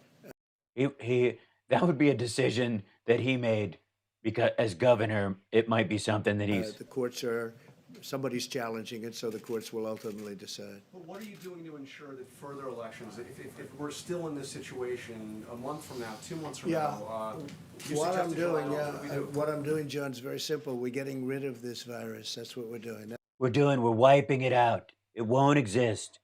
We've got a vaccine. I don't know if I told you guys. I've already had it. You know, all the rich people have had it already. But we are going to start charging soon. There'll be a surcharge. And you'll get a dose. You've got a couple of options. One, if you give me your wife for prima nocta, and I think she's hot enough. Or if you lay 14 feet of Trump wall, you'll get a dose, but just one dose per family for the functioning worker. And no grandmas. That's the best thing we can do. By the way, for the markets, for everything, it's very simple solution. We want to get rid of it. We want to have as few deaths as possible. That's a good general as a president who has the best interests of the American people at heart. I mean, is that a slogan to run on? Is that going to be is that to keep America great? We're just moving that. We're not doing, by the way, we're scrapping MAGA, no more CAG. It's going to be Trump, Pence 2020, as few deaths as possible. That's what we're selling to the American people, because I really want people to know that This is a horrible thing. You look at what's going on with Italy. We don't want to be in a position like that. We are. But a much larger, because we're a much larger country. I don't know if you know that, but we're bigger than Italy. Most people don't know. I just found that out. Like, it's shaped like a boot, and we're like a purse. Don't want to be there. With a penis. And I think we've done really well. I think we've done well. I think the states have done well. We're all. I think everybody's done well that agrees with me, and anybody who doesn't agree with me has done a shit job. And I'm doing so well. Working together. The best thing we can do is get rid of the virus. Once. I don't know if you know that. I just thought of that off the top of my head. We should get rid of it. You know what? Scrap it, guys. We were going to keep the virus, just in a jar like a pet. But I don't think so. That's gone. It's going to pop back like nobody's ever seen before. No, you're not going to believe it. It's going to be 20% unemployment. It's going to go away. You know how many, dead people? You know how many free jobs there are going to be? That's my opinion, but I think. Oh my God, his neck tuck is friggin' horrifying right now. He's got the waddle is slipping, but he's still got the crease. I think it'll pop back like nobody's ever seen. Pop it. It's got to pop. I'm saying pop a lot. Perfect call. And this whole thing's going to pop like a boil on your penis after a party with Jeffrey Epstein 2 days later at the doctor's office when you're like, whoa, how did I get 3 testicles? Please. Please. All right. Follow up on John's question. Specifically, how many new hospital facilities could the Army Corps of Engineers? Well, we're dealing with them now, and probably they'll decide that might not be necessary. Build, and also what specific measures. By the way, I've not seen this before, so you're seeing this with me. Are you taking? This is wit, and it's spontaneous. Get used to the idea. How you guys holding in there? You all right? I'm just trying to lighten your life. It's very serious stuff. By the way, for the weird idiots in the, specifically in the Facebook crowd, apparently in the chat room, who think that I'm being disrespectful to the president and stuff. I'm being respectful of the presidency of the United States and our Constitution by making fun of this clown. And I don't take any pleasure in the fact that he is endangering lives by being a complete buffoon. And if I have to resort to gallows humor to get us through this day by day, that's what we're doing.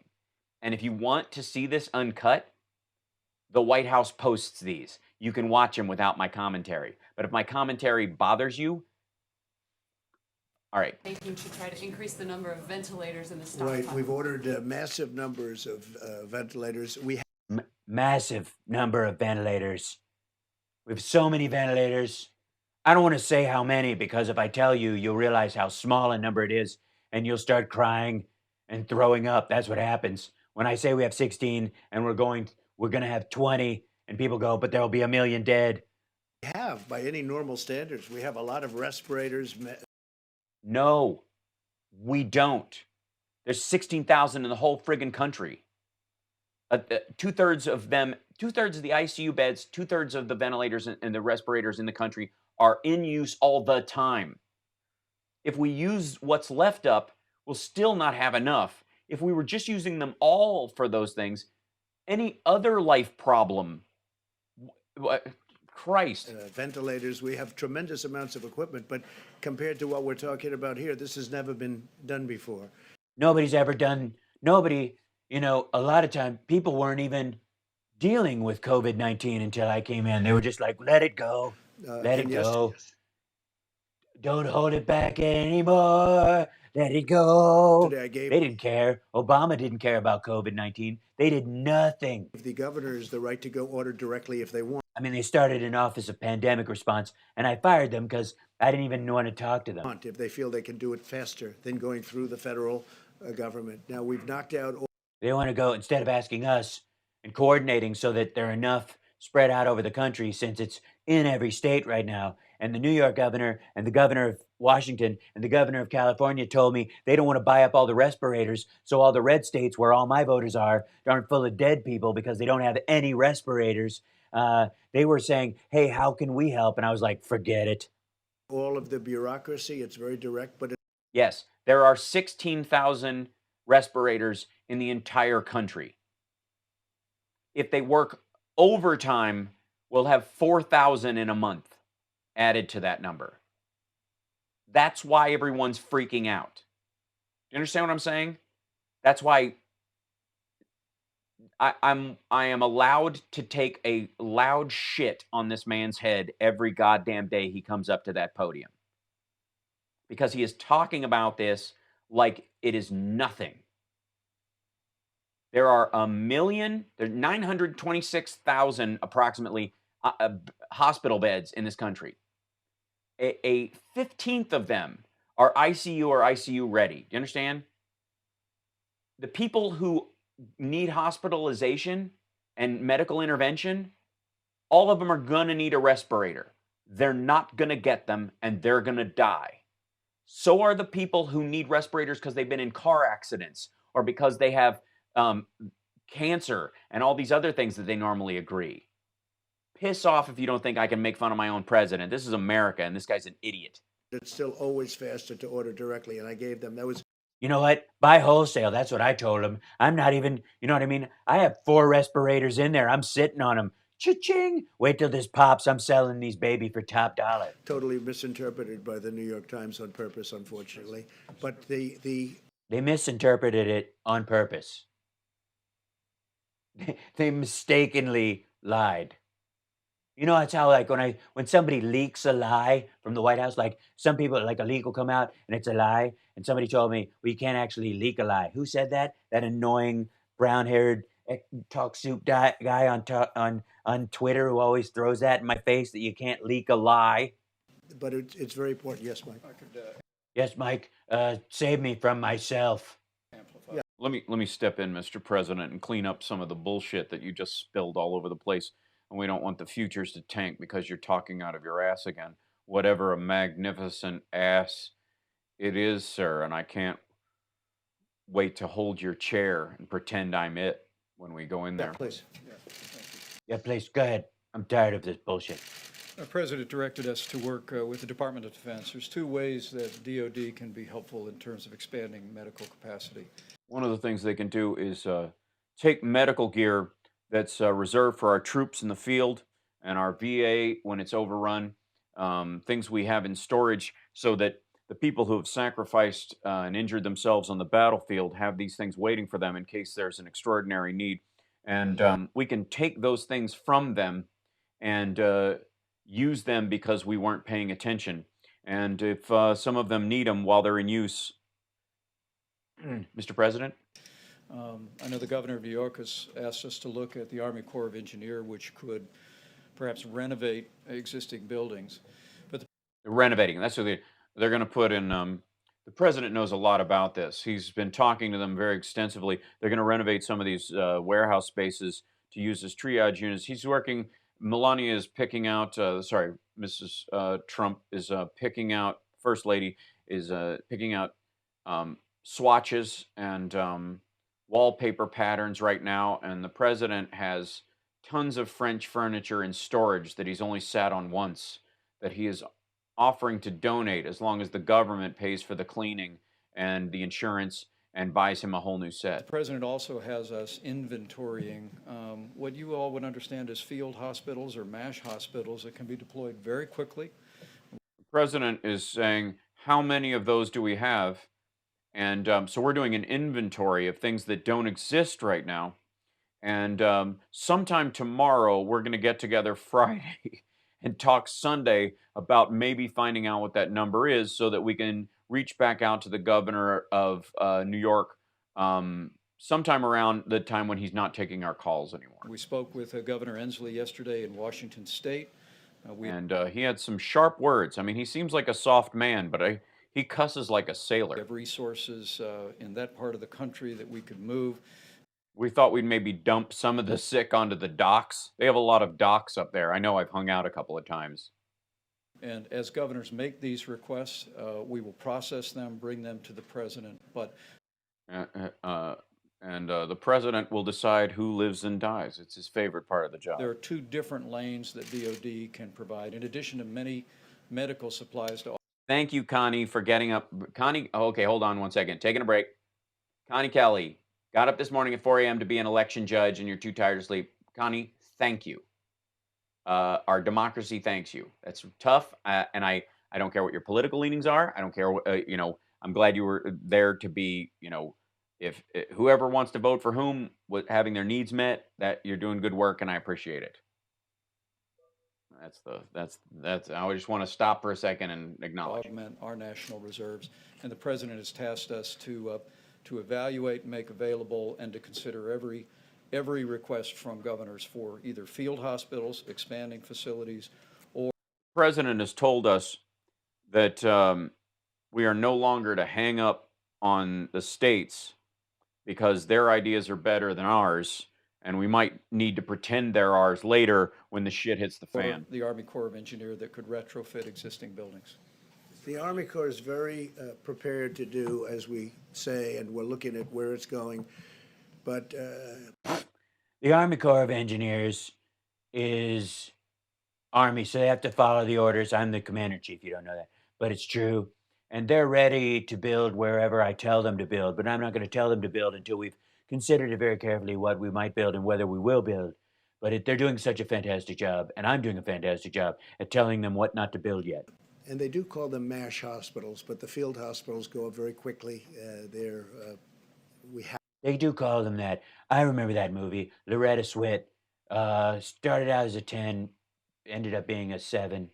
We have all of this equipment in stock, and we're looking at different sites. We're just sitting on it, just in case. It's in a few different locations, and we're not going to need them in West Virginia, where so far I guess they have none. Still none, right? West Virginia. Big Jim, the governor's, he must be doing a good job. West Virginia's got none yet. That's how you know you're doing a good state. That's how you know you're doing a good job as a governor. Nobody in your state has a sickness yet that we're not testing for. How many tests are in West Virginia? We're not sending any? That's interesting. Hey, isn't West Virginia one of those states where everybody dies of a lung disease so nobody bothers to check? Fabulous. What are you talking about? West Virginia doesn't have any COVID. They just, everybody just collapsed. Their lungs collapse. Just coal dust. That's what's reported. No, but is that a reporting issue, or is that they have no cases? Well, that's all that, I just see West Virginia is the only one that has. I don't know whether they're not checking. I just saw that they have no cases, so I was going to take credit. No cases. So obviously that's being treated differently than in New York or California, different parts of California. Yeah, you're not going to need to build an Army Corps of Engineers hospital in West Virginia right away. You're just going to not have enough respirators to even handle the load in West Virginia. I do say this, though, the Army Corps of Engineers is ready, willing, and able. We have. Normally, they wouldn't do this kind of stuff. Like for other presidents, they're like, piss off, old man, we're playing cards. But they love Trump. To give them the go-ahead if we find that it's going to be necessary. We think we Probably can have quite a few units up very rapidly. I'm going to work with Governor Cuomo. I'm going to work with a number of the governors. Governor Cuomo, Gavin Newsom, who wrote a nice thing about me, said something nice on the news. Inslee, who yelled at me, but we'll pretend. Michigan. I mean, honestly, I was against the bailout. Newsom has been very generous in what I say. Like, I haven't even watched this, and he went straight to Newsom because Newsom is in his words, and I'm being generous to him too because we're all working together very well. And he was nice to me, so I'm going to be nice to him because see how nice I am? That I'm being nice to the people who are nice to me. I think a lot of very positive things have taken place. We're talking to California. Wonderful. The death rate going up. About different sites, but we can have a lot of units up fairly quickly if we think we need them.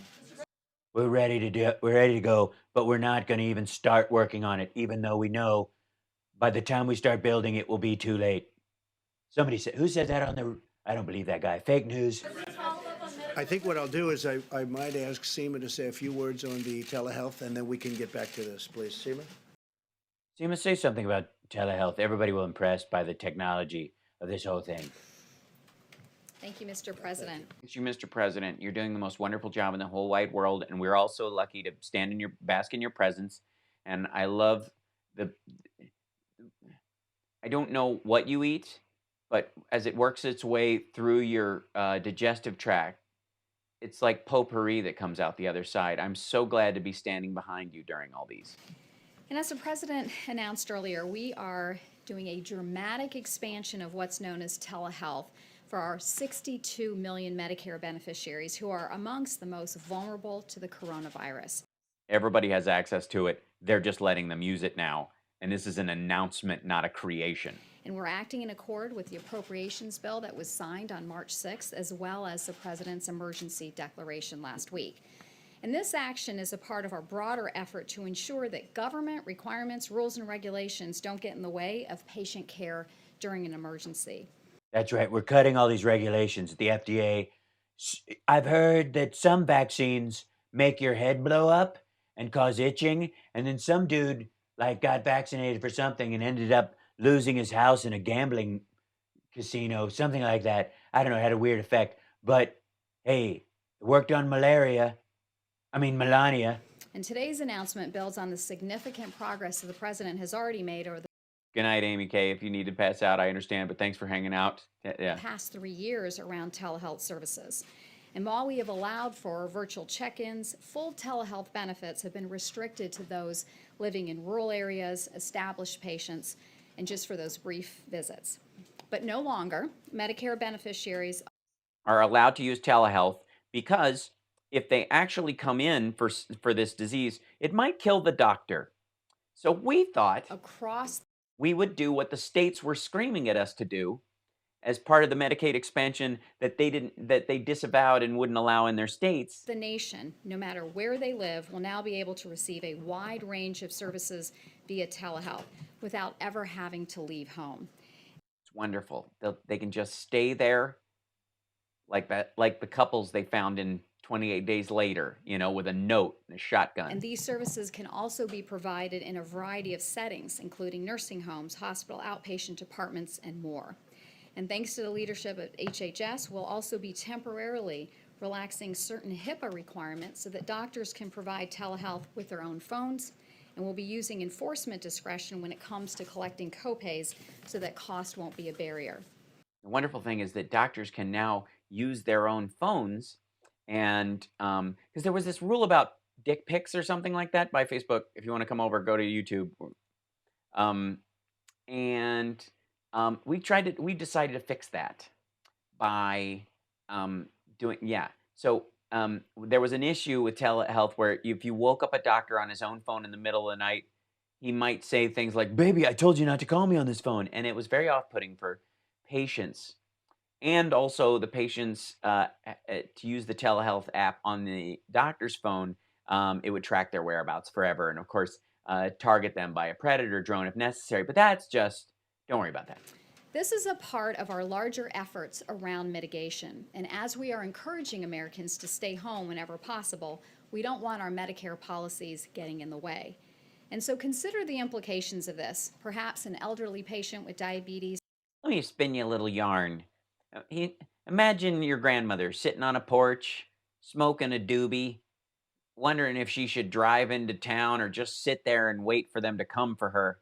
And she's been watching a lot of QAnon videos, and she thinks that autism is caused by vaccines, and that Building 7 is actually in her city. And she decides needs routine checkup, and this has nothing to do with the coronavirus. And so with our new telehealth benefits, yes, I do, that this guy Rocket. person who's not really, who's at risk for the coronavirus doesn't have to venture outside their home. They can talk to their doctor via Skype, and they don't have to risk exposure to the virus, and they can receive that care from the safety of their own home.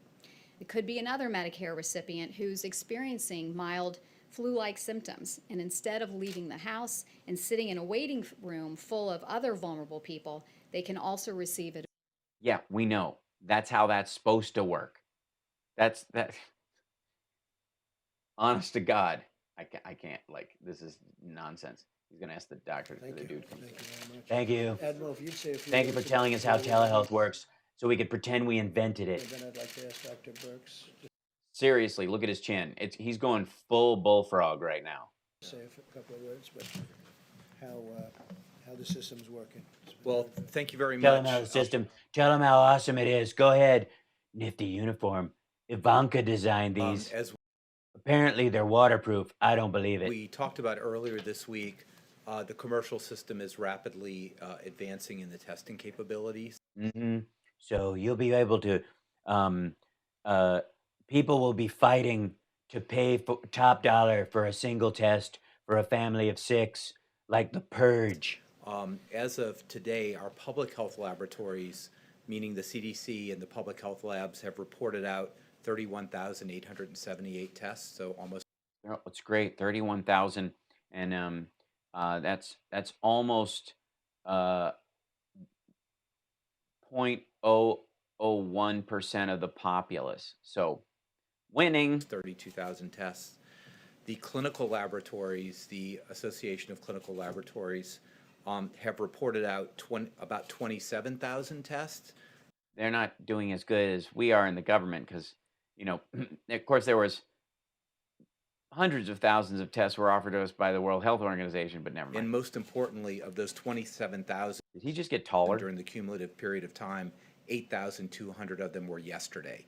This is showing the dramatic ramp as the high throughput. It's great. So if 8,000 go out and we have 330 million people in the country and 60 million of them minimum will get the disease and 5 million will need hospitalization and 1 million will die of it no matter what we do, and the others might die because they don't have services. The 8,000 test kits a day going up to 16,000 a day, that means carry the 2. If I'm doing the math right, and I wish Steve Mnuchin was here, we'll all be dead in 6 months. It comes in. We don't have the numbers this morning from the American Hospital Association, which means all the individual hospital laboratories. We will have that upcoming in the next day or so, and then Ambassador Birx will have this whole process. Thanks for the subscribe, Tara. Fixed with the legislation that everything will roll up into a common reporting probably by the end of next week. Probably by the end of next week. In terms of our drive-through laboratories, again, these are blossoming all over the country. They're like little flowers. I love our little drive-through things. They're wonderful. They give you go up. There's curbside service. You get a doily. By individual states. The ones that we are heavily involved in and really pushing equipment to are the ones in Walmart parking lots because they're hoping you will make a sale while you're there. They will be offering a post-testing coupon. We expect over the next few days to begin setting up 47 of these in approximately 12 states. 47 in approximately 12 states. There are cases in every state. The material is already palletized and being shipped to the locations. Most cities should be super excited to not be on that list. The specific locations, some do not, but it's still going to a central receiving. And we know that we'll be deploying at least 140 Commissioned Corps officers. About half of the sites have reported their requirements. About 140 officers will be going. We expect that to go up. So 12 states, 140 officers, 47 sites. It's like 3.5 people per. So this is going on the way we expected. We did a trial site yesterday with a full mobile unit. It was super fun. I'm sorry you guys couldn't be there. We had the best time. You went through. They even had lollipops for the kids. Trump got to get in the truck and push the horn. Drive through with full PPE. We had a lot of... why did he say PP? Was he at the CDC when I wet myself? Don't say PP. Kinks in the system, as you can. I'm dripping right now. Expect. That's why we do a test. He looked at me. He said PP, and then he looked at me. He knows. Before we go out into the I'm falling asleep. Field. Don't expect these to be 100% perfect the moment they come. They're going to be adapted to the state and the local situation. But I'm just feeling more confident by the moment, aren't you? 46 stations in 12 different states with 140 people manning all of them in total in God knows where, according to maybe state or federal systems, and they won't necessarily work 100% when you're. Jesus. Just copy the South Korean system and septuple it. Very confident that these will add testing to the already very robust healthcare system and commercial system. Thank you, Mr. This, yeah. Can you believe how long this well, that's the funny thing about this, Sharon. I think they keep doing this. I know it's insane. They keep doing this and they feel like, more is more. It's just like this is the reason this is long and why they're jabbering and giving you the same goddamn information over and over again. These are all they have to do. The news people are carrying this stuff. Nobody's going to watch the full video of it. All they have to come out and do, and this is, I hate being like more of an adult than the people in charge of a pandemic. But when people are upset and they're scared and you've set them in a situation where they're literally imposing self-quarantine and the like, you need to be really clear and really tight with your message when you come out. And you need only give them the additional news that has changed or added since yesterday. The news people and and anchors on television will pick up the slack. Okay? They will make up the difference. You just come out and go, we're adding these test facilities and these test facilities starting today. Don't tell me what's going to start maybe Friday and all that kind of stuff. You don't even have to take questions. You can go and you can call the programs different things. You can go, mobile testing sites are at this stage. We have a launch point of Friday. We are talking to these 5 governors. You can talk to them about where they're going to put them. I encourage you to get in touch with them because they will be able to prioritize for their state. It's not hard. That's the most frustrating thing about this, is these jackoffs are just, I don't understand why you can't, there's no one there with a chess mind at all. President. Thank you very much, spaceman. This has never been done before, and I don't know why nobody ever has done this before, except maybe during the Spanish flu. Oh, wait, Obama did Ebola and H1N1. They worked on that, and it didn't become a global pandemic and threatened to wipe out 4 million Americans. I wonder why they didn't. They did a terrible job. No one's ever done something like this before, gotten 6 weeks behind the 8 ball. That's a great roadmap for future.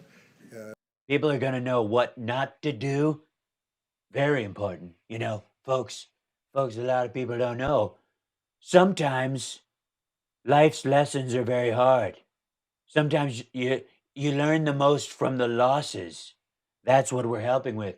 No one's ever thought of this. Dream me, dream, a dream.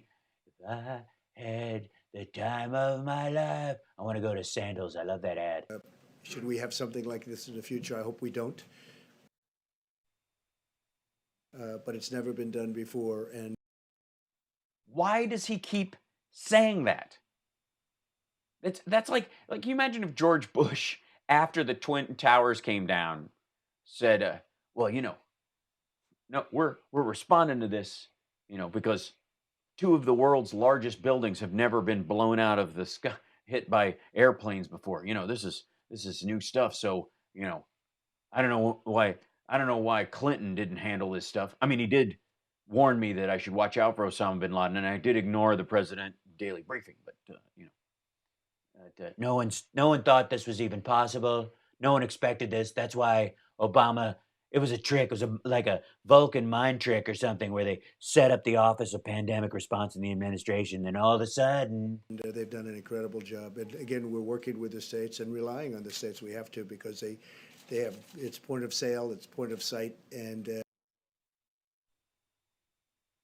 yeah, we want to make sure that all these mobile testing areas with the drive-through also have they can use credit card swiping or Apple Pay. We're in, I think, just about every instance getting along really well with the states. If I could, Dr. Birx, if you could say a couple of words, please. Great, thank you. Thank you. Thank you, Mr. President. Thank you, Mr. President. It's very happy to be here. I'm straight from a Pottery Barn catalog shoot, and I'm sorry, but a lot of people don't know this, but I also hand model for World Market. So I think I don't know what the point of sale BS was about. Like, honestly, yeah, that's exactly right, Cap. Stop lying. He's just saying no one else could do this. You're lucky I'm here, America. what you've been hearing from us is to. I'm going to skip ahead on some of this at one point because I don't need to do this whole damn thing. It's 2 hours. This was a 2-hour press briefing. Find solutions that are high quality and sustainable. Oh my God, she's growing. So I've decided to grow an organic garden for, you know, so we're selling, you guys don't know this, but we're going to be selling packets of seeds to everyone. And the first person to grow a tree gets the antidote. Did I say antidote? I meant vaccine. It's not a poison. Don't say that out loud. I'm sorry. Okay, it's a disease. And if you're able to grow a tree, then you have earned the right to live. Based on the frontline workers and governor's requests. And those come in on the governor's call. We've been immediately responsive to those. And that's mainly because the swearing hurts. It's just too much. I don't care what she says. Like, this is not news. heads in space. And then let's do everything that. Oh my God, we're all gonna. I skipped it. She basically like, have you ever seen the movie Elysium? Can we make that happen? Did you see my jacket yesterday? Space karate. We can to ensure that we don't need. Yesterday I looked too severe, so basically I changed my outfit to like Yasser Arafat's wife meets lumberjack. The ventilators, because we protected the people who would have needed to use them. And are you looking at the possibility of more actions like, for example, limiting travel within the United States? Are you looking It's possible. It's possible. We'll see how Let me get the hell out of here for that. goes. It's possible. We could do it or not do it. We're Great thinking about doing it. We cooperation want to do with, it. We're not local very good. governments, We're doing a states. fantastic job. The airline's fantastic. I have to say that. We'll see how it goes. We'll see how it goes. We haven't made a decision. Jesus Christ. Thank you, Joe Carter, for the super chat. I appreciate that. I'm winding this up, I swear to God. I know you guys got to go to bed. I'm going to try and I got 7 minutes left in me. I'm going to hard out at 11. I might pick this up tomorrow, but he'll do another one and I'm going to yeah. It's going right now pretty well. Yeah, please go. It's going great. You know, I don't know if you know Can I this. follow on that, Mr. President, Please, very quickly? yeah. Just very Go quickly. ahead. Do you need to invoke the Defense Production Act to get more of those medical supplies to different? Yeah, well, you know, I've memorized that, like I've memorized the Jim Stafford Act. Well, we're able to do that if we have to. Right now, we haven't had to, but it's certainly. You just told me about it, and since you said it, more than likely I'm allowed to do that. I've never heard of it before, but we could do that. Ready. If I want it, we can do it very quickly. We've studied it very closely over 2 weeks ago, actually. We'll make that decision pretty quickly if we need it. We hope we don't need it. Is that literally the answer for everything? We could do that if we want to. We're thinking about it. We're thinking about it very seriously. We could do it very quickly if we want to do it, but we're not going to do it because we can't do it. A big step. Need more help from the federal government Well, when it comes to those supplies. You know, when you What say do the to those states, in governors? particular, three When you say states, look, I'm not interested in anything that isn't a swing state. states need some help, and some states, you know, have 2 people, 3 people, no people. Yeah, I drove. Thank you for noticing. Can't Stop Lying. I drove to LA late last night. I got in at midnight, and then I got up at 4 a.m. to do Steph's radio show, and then I finished her show. I had an hour, and then I did Steve Hofstadter's simulcast that he's doing to try and raise money for comics who have lost gigs, and then I left immediately after that and drove home, and I've not been to sleep. And so after I finish this, I'm going to get some rest. But I love that you guys are here, and I saw he did this as we were finishing up on the show this morning, and I was like, I gotta jump on this with both feet. This friggin' nonsense. Ridiculous. In the case of, again, West Virginia. So we're looking West at it Virginia very had one close. case. Like, look, winning. West Virginia has no cases, but they have one case. Well, that's 100%. What's 100% of zero? We've taken it apart 15 different ways. It's a very difficult thing to do. It's a very big step, and if we need that step, we'll take it. Okay? Okay. Can you stop asking me your stupid little questions?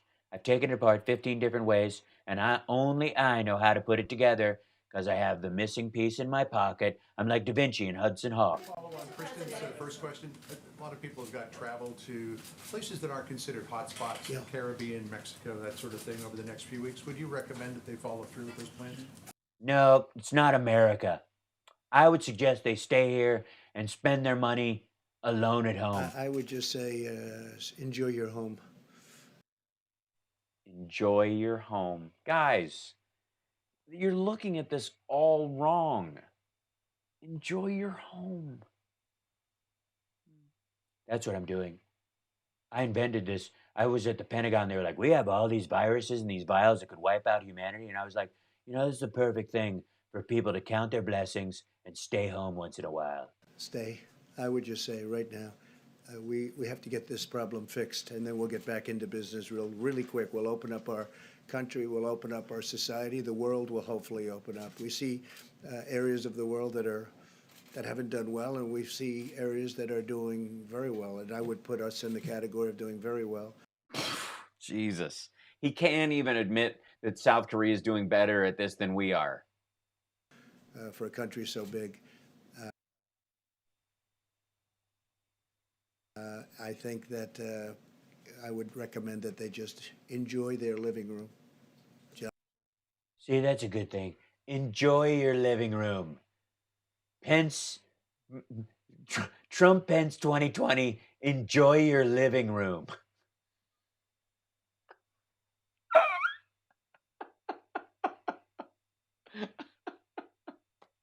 I'm sorry, what a dickhead. That's just amazing.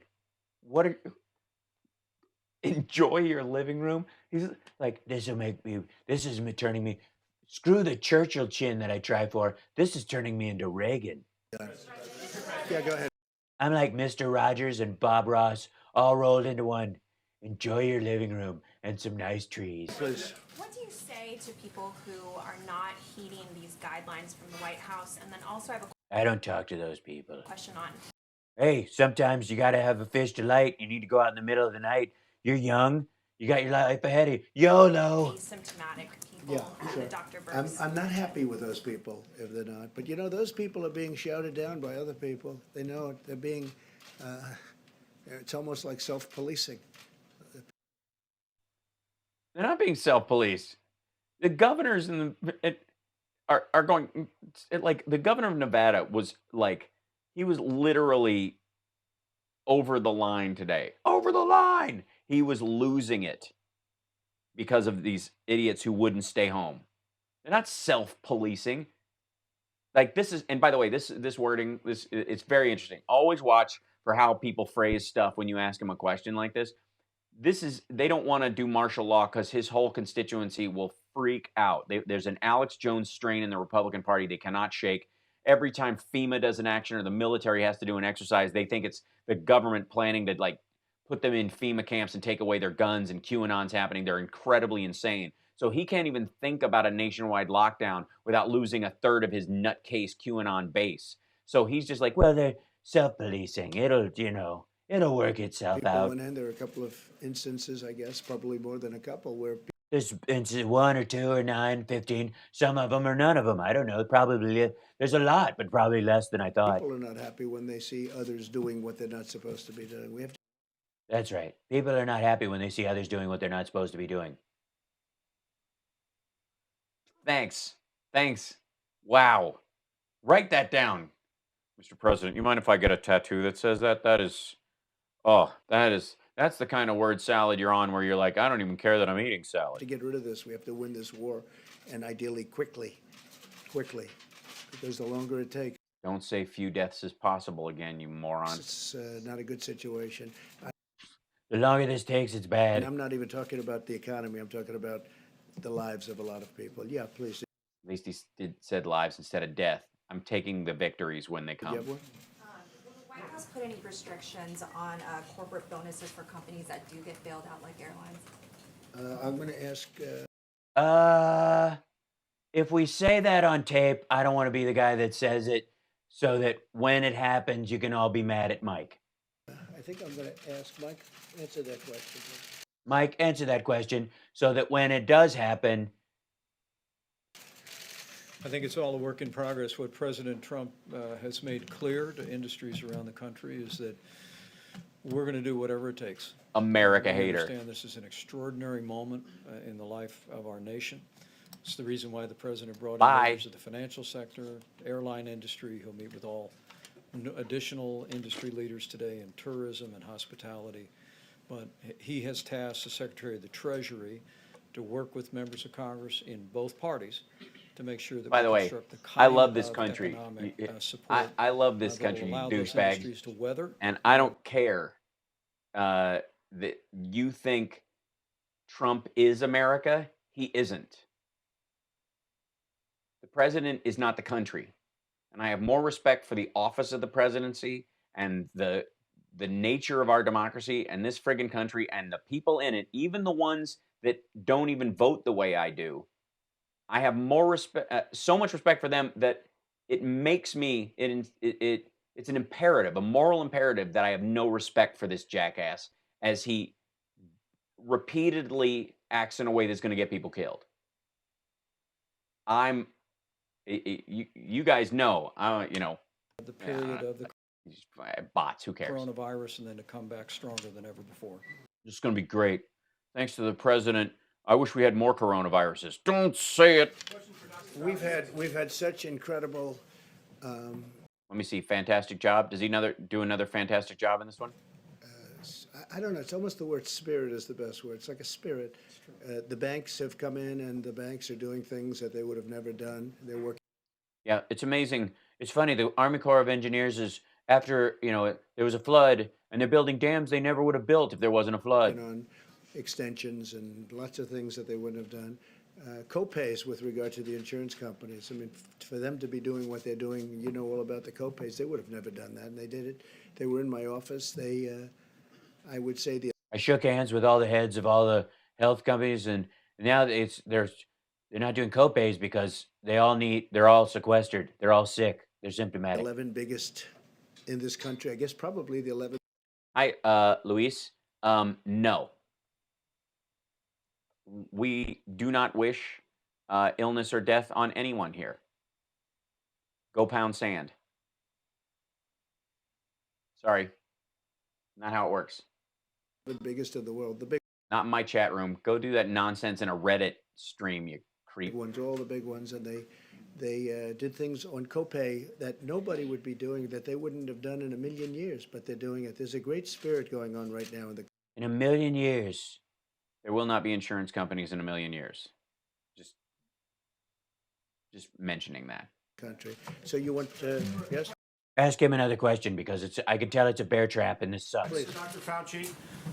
Dr. Fauci, you've said you like being accused of overreacting because that is an indication. Why does everybody like him and not like me? We may be doing things necessary to beat this, bend the curve. How long do you think it will take for you to? Oh, they go ahead and ask him questions he can't possibly know the answer to, and this let's see. Finish out. World, I called as senior. By the way, what's social distancing? Anybody? Officials at the WHO, as I could find. I don't know if you know this, but Copay is doing such a fantastic job to understand what the situation was. And as far as I can tell from sources that should know, no one ever offered a test that we refused. That's what I heard too. What I heard too. I mean, I didn't hear about the test. I mean, I know they have one. And I know they gave it to a bunch of other countries, but I don't think they ever offered it to us, and we certainly didn't ask for it, even though they already had it. This is a research grade test, right? Research grade test that was never submitted, not approved, not submitted to the FDA, that was supplied in tens of thousands of quantities to 100 countries in the world. Okay, so I think there's a lot that people are saying about this that's just based on rumor and myth. Nothing was offered that we refused. It was a research test that was not approved. And again, there was none of the tests for this were approved. It's a brand new disease. A small number that we have greatly surpassed in a very short period of time. So we did this better than anyone right away. Number one, nothing was offered. Number two, it was a bad test. It was a bad test. So everybody who's had a test in all these other countries, in South Korea, where the number has started to go down, the only country that's really managed it, because the Chinese numbers are garbage, and a bunch of other countries are lying. But South Korea is a good measure of testing and focus, whatever. It's a bad test. All the testing they're doing in South Korea, those people are dead. Anybody who tested positive on that test probably has Ebola and probably got it from a trip to Kenya with Obama. It was wonderful. Listen, thank you very much. No, Our test was wonderful. Their test was bogus. And there was never a test, and they didn't offer it to us. And we never asked for it, even though they had it. Because it was a test that we weren't interested, because we wanted our own test. Because Jared's partner, has a... I'm not going to talk anymore. we made a mistake. Bye. I assume that he'll apologize. He made a mistake. Thank you all very much. Thank you. We'll be back. We'll be back after these messages. Thank you all. You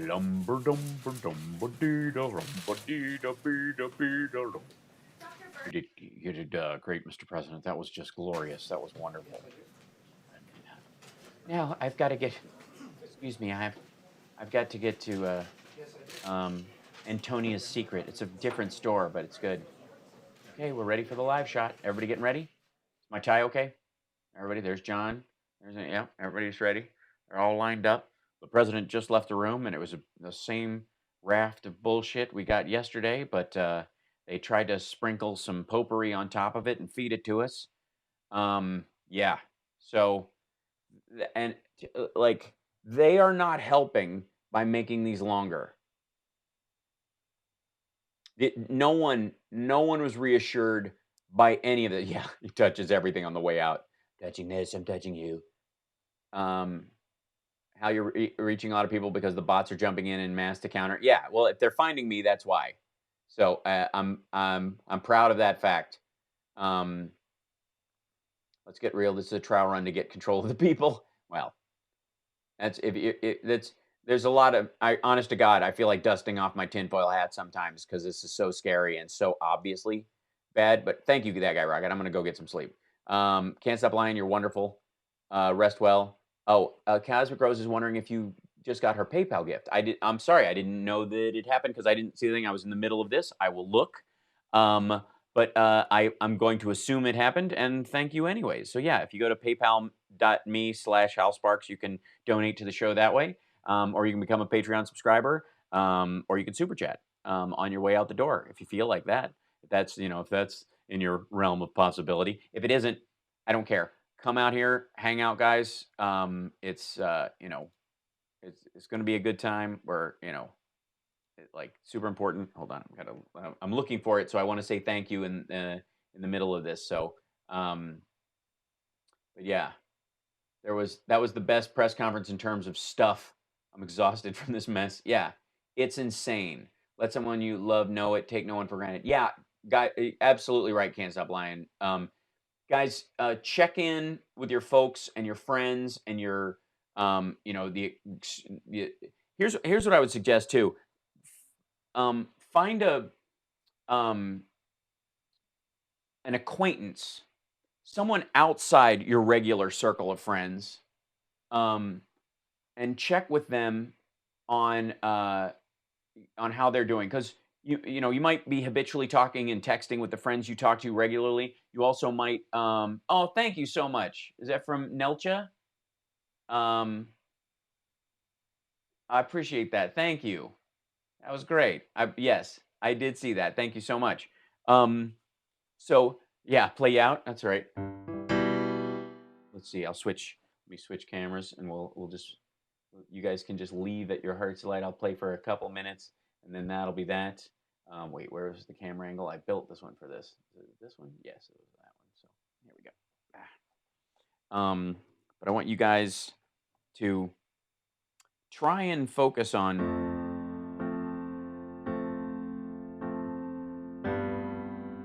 something that just makes you happy. Think about a friend that you haven't spoken to in a while. Or somebody that was like a friend of a friend that you actually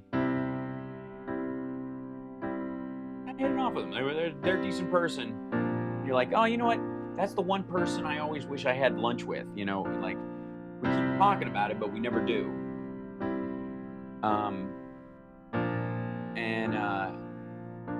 And let them know. Let them know you've been. Hey, man, remember what you said? Or, hey, it was great running into you at so-and-so's house or whatever and stuff. And I thought I'd just reach out and see if you want to, like, touch base and just FaceTime and say hello, because we're all in this together.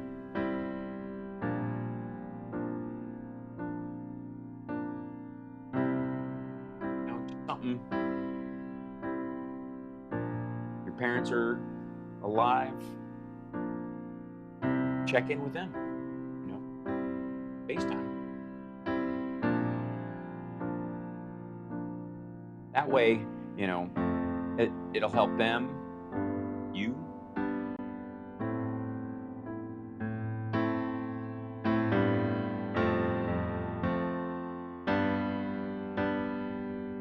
I know this is rudimentary, but it's been a long day.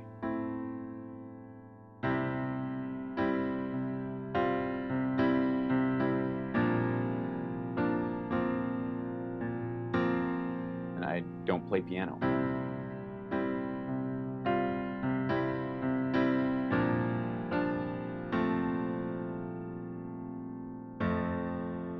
Anyways, sign off, get to sleep.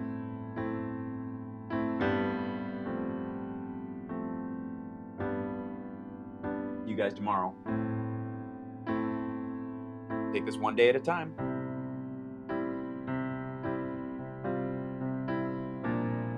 I think tomorrow I might run through stuff that I'm gonna do while we're sequestered away, and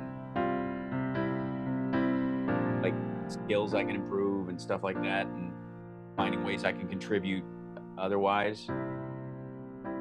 And I will, of course, be on Twitter being a wise ass. Follow me there. Have a wonderful night. See you guys tomorrow. Get some rest. Lay down your weary head. Have some gallows humor. Don't be afraid.